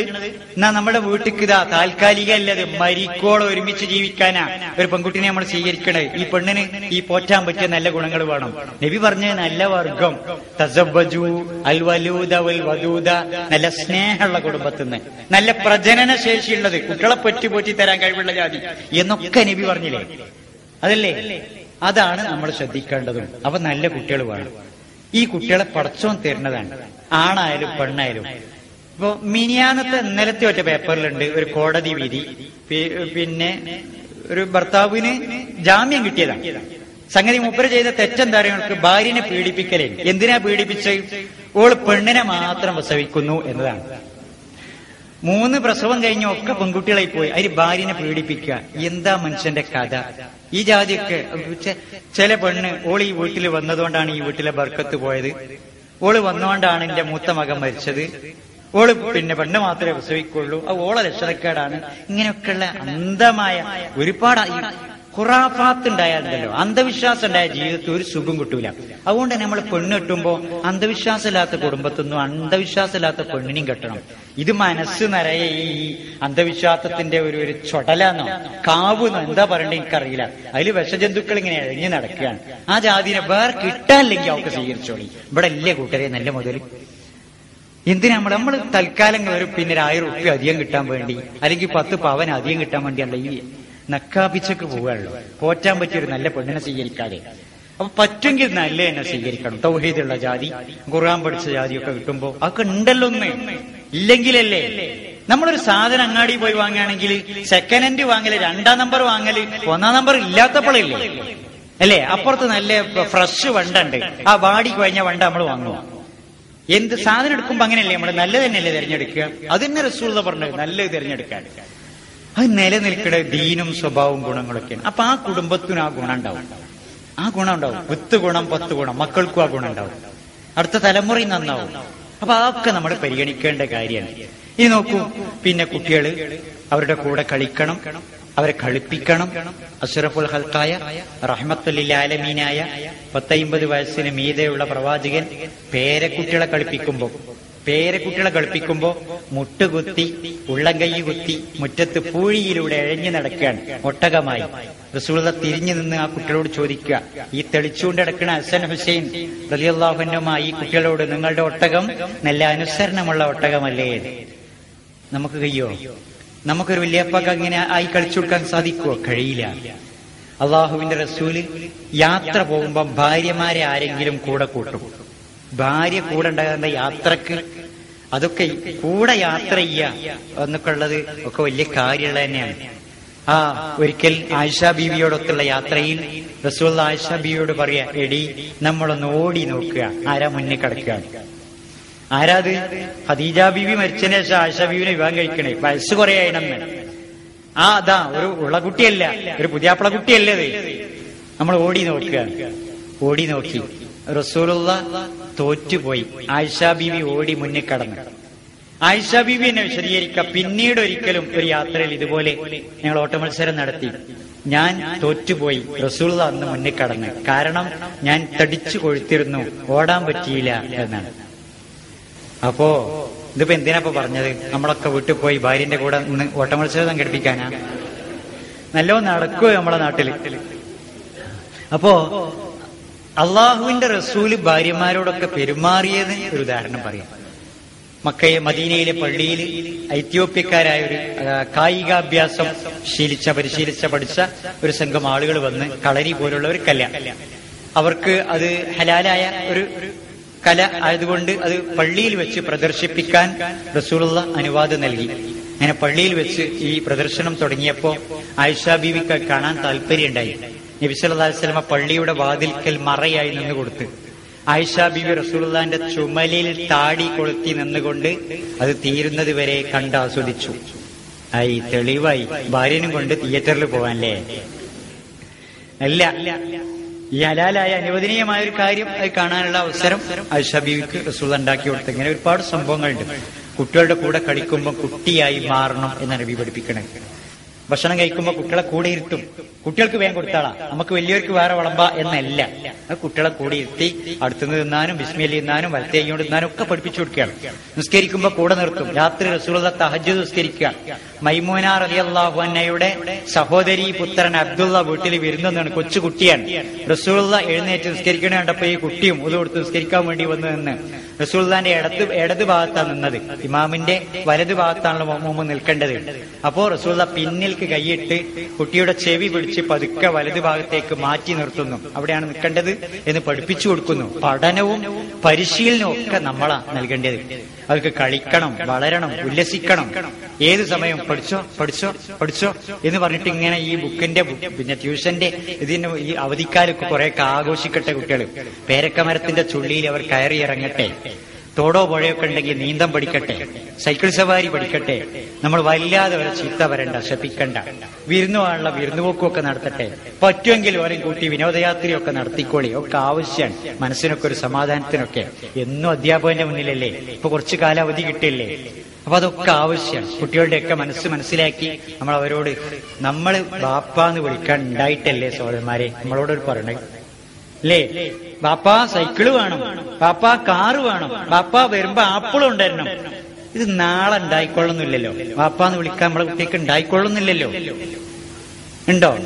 അടുത്ത ജൂണിൽ തന്നെ ഒരു പക്ഷെ നമ്മളെ കുട്ടീനെ യത്തീംഖാനെ കൊണ്ടേ ചേർക്കേണ്ട അവസ്ഥ വന്നാലും വരാതിരിക്കട്ടെ. കുട്ടികൾക്ക് കൂടുതൽ കാലം ബാപ്പയായി ജീവിക്കാൻ നമുക്ക് താല്പര്യം. അപ്പൊ ബാപ്പയായി ജീവിക്കുമ്പോ ആ വാപ്പ ഉള്ളതുപോലെ ജീവിക്കുക, ഉമ്മയായി ജീവിക്കുമ്പോ ഉമ്മ ഉള്ളതുപോലെ ജീവിക്കുക. കാരുണ്യം, സ്നേഹം, അനുഭവങ്ങൾ പറയട്ടെ. ഞാന് പൊന്നാനി കടപ്പുറത്ത് 6 മാസം ഒരു ഫിഷറീസ് സ്കൂളിൽ ജോലി ചെയ്തു. കടലിൽ പോണ തൊഴിലാളികൾ പരുക്കൻ സ്വഭാവക്കാരായിരിക്കും, പറയണ്ടയില്ലല്ലോ. ചില ദിവസം കുട്ടികള് ഈ കണ്ണ് ചോപ്പിച്ചുകൊണ്ട് സ്കൂളിൽ വരും. അപ്പൊ അധ്യാപകൻ അന്വേഷിക്കണം, ചെങ്കണ്ണാണെങ്കിൽ കുട്ടിനെ വീട്ടിലേക്ക് വിടണം എന്നാ. ഇത് പകരുന്ന രോഗം. ഇപ്പൊ എന്ത് പറ്റി കണ്ണിന് എന്നാ തുടങ്ങിയതെന്ന് ചോദിക്കുമ്പോ ആ കുട്ടി മിണ്ടൂല. അടുത്തിരിക്കണ കുട്ടി പറയും, സാറേ അവന്റെ ഉമ്മ കണ്ണിൽ മുളക് പൊടി ഇട്ടതാണ്. അനുസരണക്കേട് കാണിക്കണ കുട്ടിയെ കടപ്പുറത്ത് ഉമ്മമാര് ചെയ്യണ പിടിച്ചിട്ടിട്ട് കണ്ണിൽ മുളക് പൊടിയില്ല. പറഞ്ഞ കേൾക്കാൻ ഞാൻ റേഷൻ ഷാപ്പ് പോകാത്തതോ പീടിയെ പോയി ഇരാത്തതോ സ്കരിക്കാത്തോ കണ്ട അപ്പം മുളക് പൊടി. ചെറിയ ശിക്ഷയാണ്. കണ്ണ് പൊട്ടൊന്നുമില്ല, ഇടുമ്പോ മൂത്രം പാത്തും നല്ല നിറലുണ്ടാവും. ഒരു 3-4 ദിവസം ആ ചുവപ്പ് നിറവും ഉണ്ടാവും, പിന്നീട് തെളിയും. ഏതായാലും ശിക്ഷ ആലോചിച്ച് നോക്കിയത് ആ രൂപത്തില് ഒന്നും മക്കളോട് അകാരണമായി വാപ്പാനോടുള്ള ദേഷ്യത്തിനെങ്ങാനും മക്കളെ തച്ചാൽ പടച്ചോൻ വെറുതെ ഇടൂല. അങ്ങനെയുണ്ട് ചിലപ്പോ. മൂപ്പരതെല്ലാം വയ്യല്ലോ. ദേഷ്യം പിടിച്ചാൽ ചിലപ്പോ തച്ചു പോണ ജാതി പെണ്ണുങ്ങളുണ്ട്. നിങ്ങളില്ലെങ്കിൽ മനുഷ്യനാ, നിങ്ങളോട് പറഞ്ഞിട്ട് കാര്യമുണ്ടോ? നിങ്ങളെ മാതിരി അല്ലെങ്കിൽ മനുഷ്യന്മാരെന്നൊക്കെ ഭർത്താവിനെ എത്ര മോശമാക്കി പറഞ്ഞ ആളുകളുണ്ടല്ലോ. എത്ര എന്താണെങ്കിലും വിവരമില്ലാത്ത സാധു കാര്യബോധമില്ലാത്ത ആളാണെങ്കിലും ഭർത്താവ് തന്നെ. അയാളെ മറ്റുള്ളവരുടെ മുന്നിൽ ഇകഴ്ത്താൻ പാടില്ല, അയാളെ അനാദരവ് അയാളോട് കാണിക്കാൻ പാടില്ല, അയാളെ കൊച്ചാക്കി പറയാൻ പാടില്ല. അപ്പൊ ആ ബോധമൊക്കെ നമ്മളങ്ങനെ കൊച്ചാക്കി വാപ്പാനെ പറഞ്ഞാൽ കേട്ട് വളരുന്ന കുട്ടികൾ വാപ്പൊരു വിലയില്ലാത്ത, ഇല്ലെങ്കിൽ തന്നെ ഈ പല വീട്ടിലും ചാർജ് തീർന്ന ബാറ്ററി പോലെ മൂലക്ക് കിടക്കണ വാപ്പാരുണ്ട്. കണ്ടാ കോലുണ്ട്, പക്ഷെ കൊണ്ട് ഉപകാരമില്ലല്ലോ. ഒരു കാര്യം ആ വീട്ടിൽ ഒരു അംഗീകാരം മുപ്പർക്കില്ല, ഒരു വിലയില്ല. കോഴിക്കോട്ടൊക്കെ ചില ആളുകൾ അങ്ങനെ ചിലപ്പോ പരിചയപ്പെടുമ്പോ അയാള് പേര് ചോദിക്കുമ്പോ മുഹമ്മദ് കോയ, എന്നിട്ട് അയാൾ സ്വയം പരിചയപ്പെടുത്തിയ പട്ടാളപ്പള്ളി കമ്മിറ്റി ജോയിന്റ് സെക്രട്ടറിയാണ്. നമ്മളൊന്നും ഇപ്പൊ ഒരു പള്ളി കമ്മിറ്റിന്റെ ജോയിന്റ് സെക്രട്ടറി എന്നുള്ളതൊന്നും ആരോട് പരിചയപ്പെടുത്തില്ലല്ലോ. പക്ഷെ മൂപ്പർ എന്തുകൊണ്ടാ പരിചയപ്പെടുത്താൻ അറിയോ? ഇവിടെ മൂപ്പർക്ക് ഒരു അംഗീകാരം കിട്ടി. പള്ളി കമ്മിറ്റിയിൽ വീട്ടിലൊരു അംഗീകാരമില്ല ഈ സാധുവിന്, ഒരു വിലയില്ല. അപ്പോ അങ്ങനെ ആയാൽ മഹാ അലംബനെയാണ്. ഈ കുടുംബത്തെ പോറ്റാൻ വേണ്ടി അധ്വാനിച്ചുണ്ടാക്കിയ വാപ്പ. പലപ്പോഴും കണ്ണൂരിലെയും കോഴിക്കോട്ടെയും ഒക്കെ സമ്പ്രദായത്തില് വാപ്പ അധ്വാനിച്ചുണ്ടാക്കിയ വീട് പിന്നെ ആ മരുക്കൾക്ക് ഇങ്ങനെ കൊടുത്തുപോയതിന് ശേഷം അയാൾക്ക് കിടന്നുറങ്ങാൻ എവിടെങ്കിലും ഡൈനിങ് ഹാളിന്റെ ഒരു മൂല, അടുക്കളന്റെ ഒരു ചെരുവൊക്കെ കിട്ടിയെങ്കിൽ കിട്ടി. ഒരു വിലയില്ലാത്തൊരു വാപ്പ വീട്ടിൽ ചുരുണ്ടി ഉള്ള അറയൊക്കെ മരുക്കൾക്ക് കൊടുത്തുപോയി. ആ വീട്ടിലെ ഏറ്റവും നല്ല കട്ടിലും ഏറ്റവും നല്ല അറിയാം വാപ്പാക്ക് വേണ്ടി. പക്ഷെ നമ്മളെ വകച്ചു കൊടുക്കലുണ്ടോ? ആരാ വാപ്പ എന്ന് പറഞ്ഞ ആരാ അമ്മ? അള്ളാന്റെ തൃപ്തി മാതാപിതാക്കളുടെ തൃപ്തിയിലാ. ഓലെ നോക്കണോടത്തോളാം.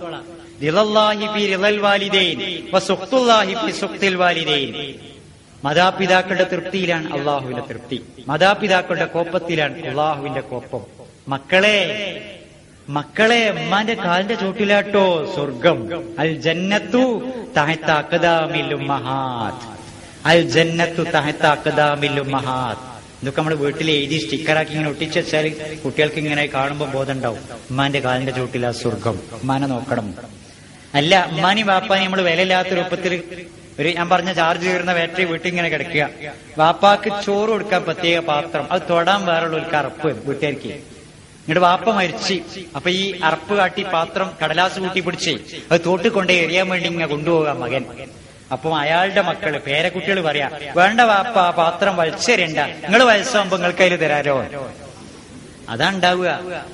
ഇത് കണ്ടല്ലേ ഒരു വളരണേ. അപ്പോ ആ രൂപത്തിൽ ആകരുത്. നമ്മള് മക്കൾക്ക് നല്ല മാതൃകളാകുക. ഒന്ന് വയസ്സായി കിടക്കണ വീട്ടിലുണ്ടായാലേ ആ ഒരു ബർക്കത്താ. കുട്ടികൾ വേണം, മുതിർന്നവര് വേണം. ഇപ്പൊ എന്താ ചെയ്യ? നാം രണ്ട് നമുക്ക് രണ്ട്.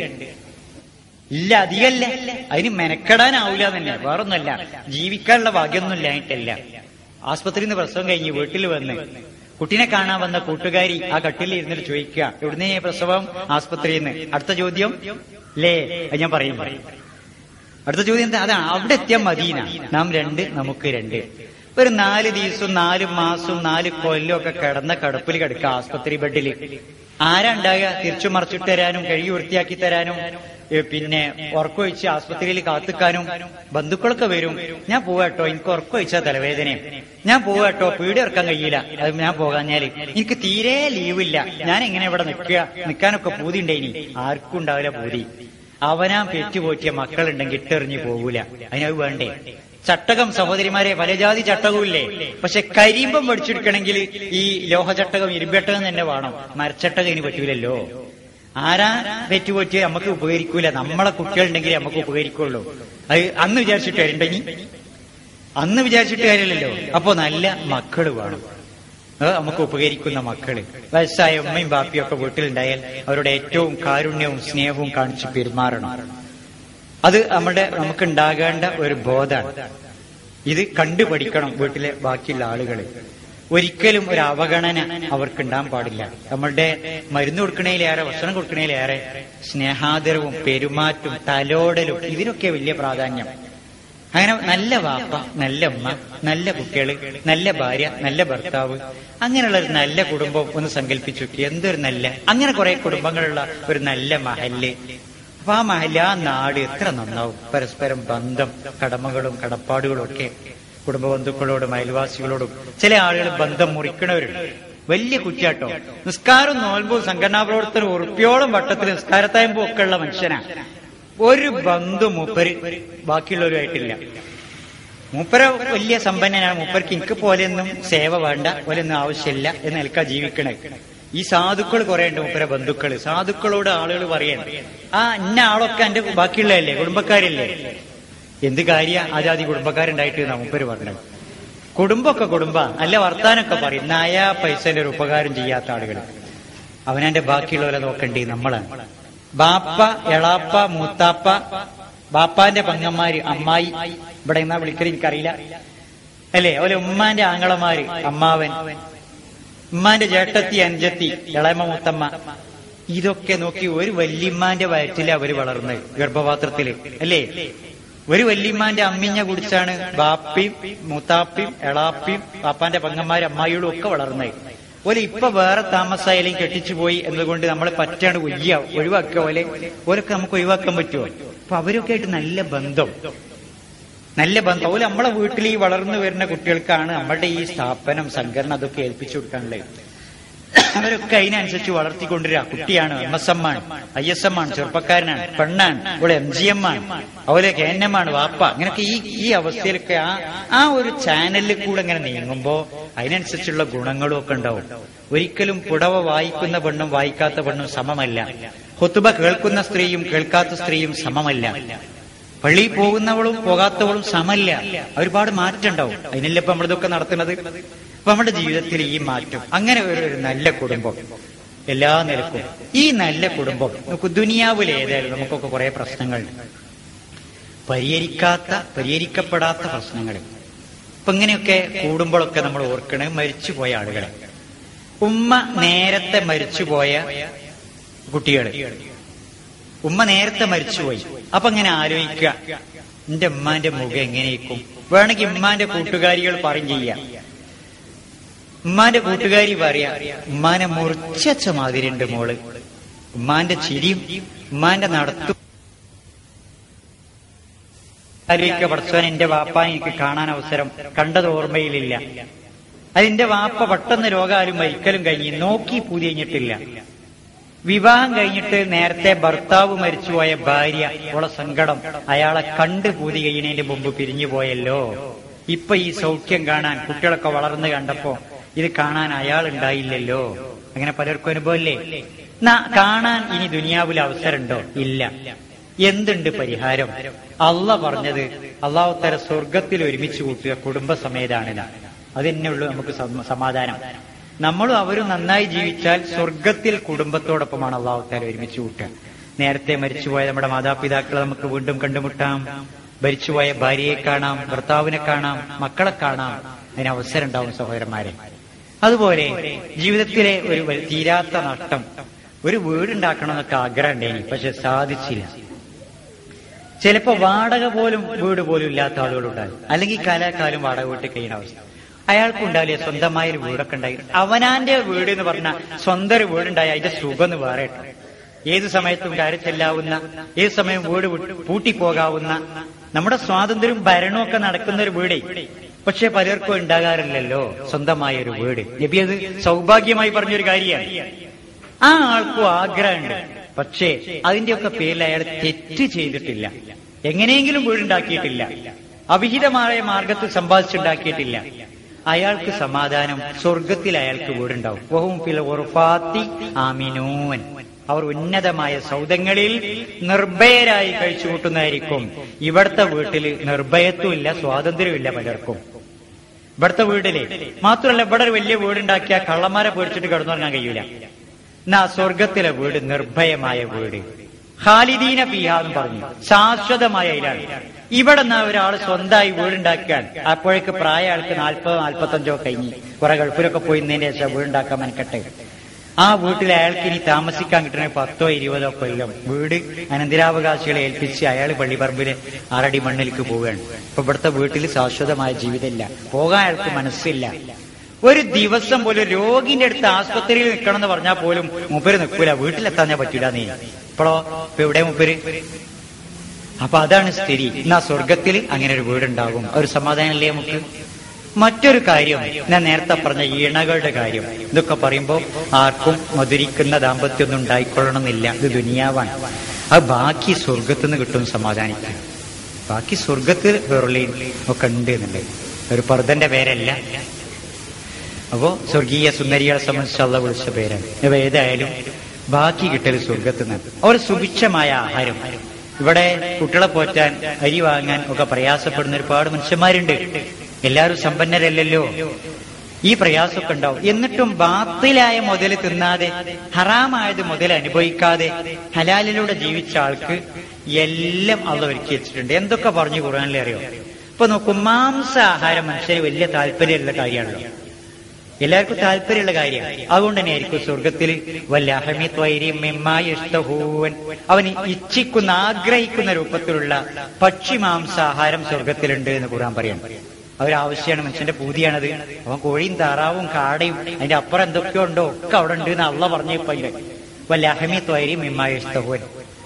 എല്ലാത്തരം ഫ്രൂട്ട്സും, നമ്മളൊക്കെ കാണാത്ത എത്ര പഴവർഗ്ഗങ്ങളുണ്ട്.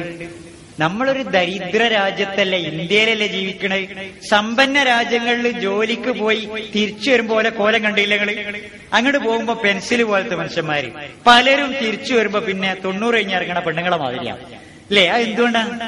അത് അവിടുത്തെ ഭക്ഷണത്തിന്റെ മികവ് തന്നെയാണ്, കാറ്റുകൊണ്ടിട്ടൊന്നുമല്ലേ. നമ്മൾ ദരിദ്ര രാജ്യത്താണ്, നമ്മൾ കാണാത്ത പഴങ്ങളൊക്കെ അവർക്ക് തിന്നാൻ അവസരം ഉണ്ടാകുന്നുണ്ട്, ആഹാരം കിട്ടുന്നുണ്ട്. എന്നാ സ്വർഗത്തെ പറ്റി പറഞ്ഞപ്പോ അള്ളാഹ് പറഞ്ഞു വലഹും ഫീഹാ മിൻ കുല്ലി സമറാത്ത്, സ്വർഗവാസികൾക്ക് എല്ലാത്തരം പഴവർഗ്ഗങ്ങളും ഉണ്ടാവും. അപ്പൊ ഇവിടെ ഇത്രയൊക്കെ ഉണ്ടാവുള്ളൂ എന്ന് പറയാൻ വേണ്ടിയാണ് ഞാൻ പറഞ്ഞത്. ബാക്കി കിട്ടൽ അവിടുന്നാണ്. അപ്പൊ അവിടെ കിട്ടേണ്ട അവസ്ഥ നഷ്ടപ്പെടുത്തരുത്. ഇവിടെയാണ് ജീവിതം എന്ന് വിചാരിക്കരുത്. പരലോകത്തുനിന്ന് മനുഷ്യൻ പറയല് യഖൂലു യാ ലൈതനി ഖദ്ദംതു ലി ഹയാത്തി, എന്റെ ജീവിതത്തിന് വേണ്ടി ഞാൻ മുന്തിച്ചിരുന്നെങ്കിൽ, ചെയ്തിരുന്നെങ്കിൽ എത്ര നന്നായിരുന്നേനേന. ജീവിതത്തിന് വേണ്ടി, അത് ദുനിയാവിലെ ജീവിതത്തിന് വേണ്ടി അല്ലല്ലോ ഈ പറഞ്ഞത്. അപ്പൊ ഇത് ജീവിതമായിട്ട് തന്നെ പറയില്ല മനുഷ്യൻ. എന്റെ ജീവിതത്തിന് വേണ്ടി ഞാൻ ചെയ്തിരുന്നെങ്കിൽ എത്ര നന്നായിരിക്കും. അപ്പൊ ജീവിതത്തിന് വേണ്ടി എന്തെങ്കിലും ചെയ്യാം. ജീവിതം പരലോകത്താണ്. അപ്പോ കുടുംബജീവിതത്തിൽ അത് മറക്കരുത്. കുടുംബമൊക്കെ അതിനനുസരിച്ചുള്ള ജീവിതമാകുക. ഇങ്ങനെ ഓരോ കാര്യങ്ങളും, വീടില്ലാത്തവർക്ക് വീട്, ഇണയില്ലാത്തവർക്ക് ഇണ, ഭക്ഷണമില്ലാത്തവർക്ക് ഭക്ഷണം, നേരത്തെ മരിച്ചുപോയവരെ കണ്ടുമുട്ടാനുള്ള അവസരം ഒക്കെ സ്വർഗത്തിലേ ഉണ്ടാവുള്ളൂ. ഇവിടെ ഈ കിട്ടിയ അവസ്ഥക്ക് നന്ദി കാണിക്കണം. കുറവുണ്ടായാലും അള്ളാഹുവിന്റെ റസൂല് രാത്രി ശാന്തമായി കിടന്നുറങ്ങുന്ന വീട്, ഈത്തപ്പന ഓലയുടെ മേൽക്കൂരയും ഈത്തപ്പന തണ്ടുകൊണ്ടുള്ള ചുമരും ഈത്തപ്പന ഓല കൊണ്ട് മെടഞ്ഞുണ്ടാക്കിയ പരുപരുക്കൻ പായയും, ഭക്ഷണം ഈത്തപ്പഴവും പച്ചവെള്ളവും, അത് കുടിച്ച് കിടന്നുറങ്ങുമ്പോഴേ അൽഹംദുലില്ലാഹില്ലദീ അത്അമനീ വസഖാനീ വആവാനീ വകഫാനി വജഅലനി മിനൽ മുസ്ലിമീൻ ഫകം മിൻ ലാ കാഫിയല വലാ മുഅവിയല. എന്നെ ആഹരിപ്പിച്ച, എന്നെ കുടിപ്പിച്ച, എന്നെ മുസ്ലിമാക്കിയ, എനിക്ക് തല ചായ്ക്കാൻ ഒരിടം ഉണ്ടാക്കി തന്ന നിനക്കാണ് റബ്ബേ സർവസ്തുതിയും. ഫകം മിൻ ലാ കാഫിയല വലാ മുഅവിയല. ഈ തലചായ്ക്കാൻ ഇടമില്ലാത്ത, ആവശ്യങ്ങൾക്ക് മതിയാവാത്ത എത്ര ആളുകളുണ്ട്. അങ്ങനെ ഒന്ന് വിചാരിക്കുക. ഒരു കൂരയില്ലാത്ത, കുട്ടികളെ പോറ്റാൻ വകയില്ലാത്ത, കുട്ടുടുക്കാൻ വസ്ത്രം വാങ്ങാൻ വകയില്ലാത്ത, കുട്ടികളുടെ ഫീസും പഠന ചെലവും യൂണിഫോമിനും വകയില്ലാത്ത, രോഗത്തിൽ ചികിത്സ നടത്താൻ വകയില്ലാത്ത എത്ര ആളുകളുണ്ട്. അപ്പൊ നമ്മള് അൽഹംദുലില്ലാ ഈ സന്തോഷത്തിലാണല്ലോ. നന്ദിബോധം ഉണ്ടാവും. മുത്ത് നബി രാത്രി കിടന്നിട്ട് വീട്ടിലെ പട്ടിണി കൊണ്ട് ഉറക്കു വരുന്നില്ല. മുറ്റത്തിറങ്ങി നിലാവുള്ള രാത്രി കുറച്ച് ദൂരം ചെന്നപ്പോ അബൂബക്കർ സിദ്ദീഖിനെ കണ്ട്, അല്പം കൂടി മുന്നോട്ട് നീങ്ങിയപ്പോൾ ഉമറുൽ ഫാറൂഖിനെ കണ്ട്. രണ്ടാളും പുറത്തിറങ്ങിയത് കിടന്നിട്ട് ഉറക്കം വരാത്തോണ്ടാണ്. നമ്മളൊക്കെ ജീവിതത്തിൽ പള്ളയെ പഴിച്ചിട്ട് ഉറക്കരാത്ത അവസ്ഥ ഉണ്ടായിട്ടുണ്ടാവും. എന്നിട്ട് ഈ 3 പേരെയും ഒരു അൻസാരിയായ സഹാബി കണ്ട് അദ്ദേഹം വീട്ടിലേക്ക് കൂട്ടിക്കൊണ്ടുപോയി മാംസാഹാരവും റൊട്ടിയും ഒക്കെ ഉണ്ടാക്കി കൊടുത്ത്. ആ സൽക്കാരം കഴിഞ്ഞപ്പോ ജിബ്രീൽ വന്ന് ആയത്തിറങ്ങി, സുമ്മല തുസ്അലുന്ന യൗമഇദിൻ അനിൻ നഈം. ഈ കിട്ടിയ ഭക്ഷണത്തിനും അല്ലാഹു തആലാനോട് നന്ദി കാണിക്കണം. ഇതും പടച്ചോൻ ചോദ്യം ചെയ്യുന്ന കാര്യമാണ്. നമ്മളൊക്കെ ഡൈനിങ് ഹാളിലെ മേശന്റെ മീതെ ഇതിങ്ങനെ എഴുതി ഒട്ടിച്ചേക്കണേ നല്ലതാണ്. ഇഷ്ടം പോലെ കിട്ടീനല്ലേ നമുക്ക്. സുമ്മല തുസ്അലുന്ന യൗമഇദിൻ അനിൻ നഈം. അപ്പോ ഇതിനൊക്കെ നന്ദി കാണിച്ച് ജീവിക്കുക. ഇനിയും കുറെ വിശദീകരിക്കാണ്ട് എന്റെ സമയം തീർന്ന് ഞാൻ അവസാനിപ്പിക്കാൻ. ഇൻഷാ അല്ലാഹ് അവസരം ഉണ്ടാകുമ്പോൾ നമുക്ക് വീണ്ടും കണ്ടുമുട്ടാനും അള്ളാഹുവിന്റെ ദീന് ചർച്ച ചെയ്യാനും അള്ളാഹു തൗഫീഖും സന്മനസ്സും ആരോഗ്യവും ആഫിയത്തും നൽകുമാറാകട്ടെ. അടുത്ത ദിവസങ്ങളിലായി 8-ാം തീയതി വീണ്ടും നിങ്ങളെയൊക്കെ കോട്ടക്കലിൽ വെച്ച് കാണും എന്ന പ്രതീക്ഷയോടുകൂടി അവസാനിപ്പിക്കുകയാണ്. അള്ളാഹു സുബ്ഹാനഹു വ തആല അള്ളാഹുവിന്റെ ദീനിനു വേണ്ടി സേവനം ചെയ്യാനുള്ള ആഫിയത്തും ഒഴിവു സമയവും സാമ്പത്തിക ശേഷിയും നമുക്ക് പ്രദാനം ചെയ്യുമാറാകട്ടെ. മുസ്ലിമായി ജീവിച്ച് ഈമാനോടുകൂടി മരിച്ച് ജന്നാത്തുൽ ഫിർദൗസിൽ ഒരുമിച്ച് ചേരാൻ അള്ളാഹു അനുഗ്രഹിക്കുമാറാകട്ടെ. ഐശ്വര്യവും സന്തുഷ്ടിയും സമാധാനവുമുള്ള കുടുംബജീവിതം നമുക്ക് ഏവർക്കും അള്ളാഹു പ്രദാനം ചെയ്യുമാറാകട്ടെ. اللهم اغفر للمؤمنين والمؤمنات والمسلمين والمسلمات. اللهم احينا على الكتاب والسنة وأمتنا مع الإيمان والتوبة. اللهم أعز الإسلام والمسلمين وأذل الشرك والمشركين. اللهم أجرنا من النار. اللهم أجرنا من النار. اللهم أجرنا من النار. ربنا آتنا في الدنيا حسنة وفي الآخرة حسنة وقنا عذاب النار. آمين برحمتك يا أرحم الراحمين. وآخر دعوانا أن الحمد لله رب العالمين. السلام عليكم ورحمة الله.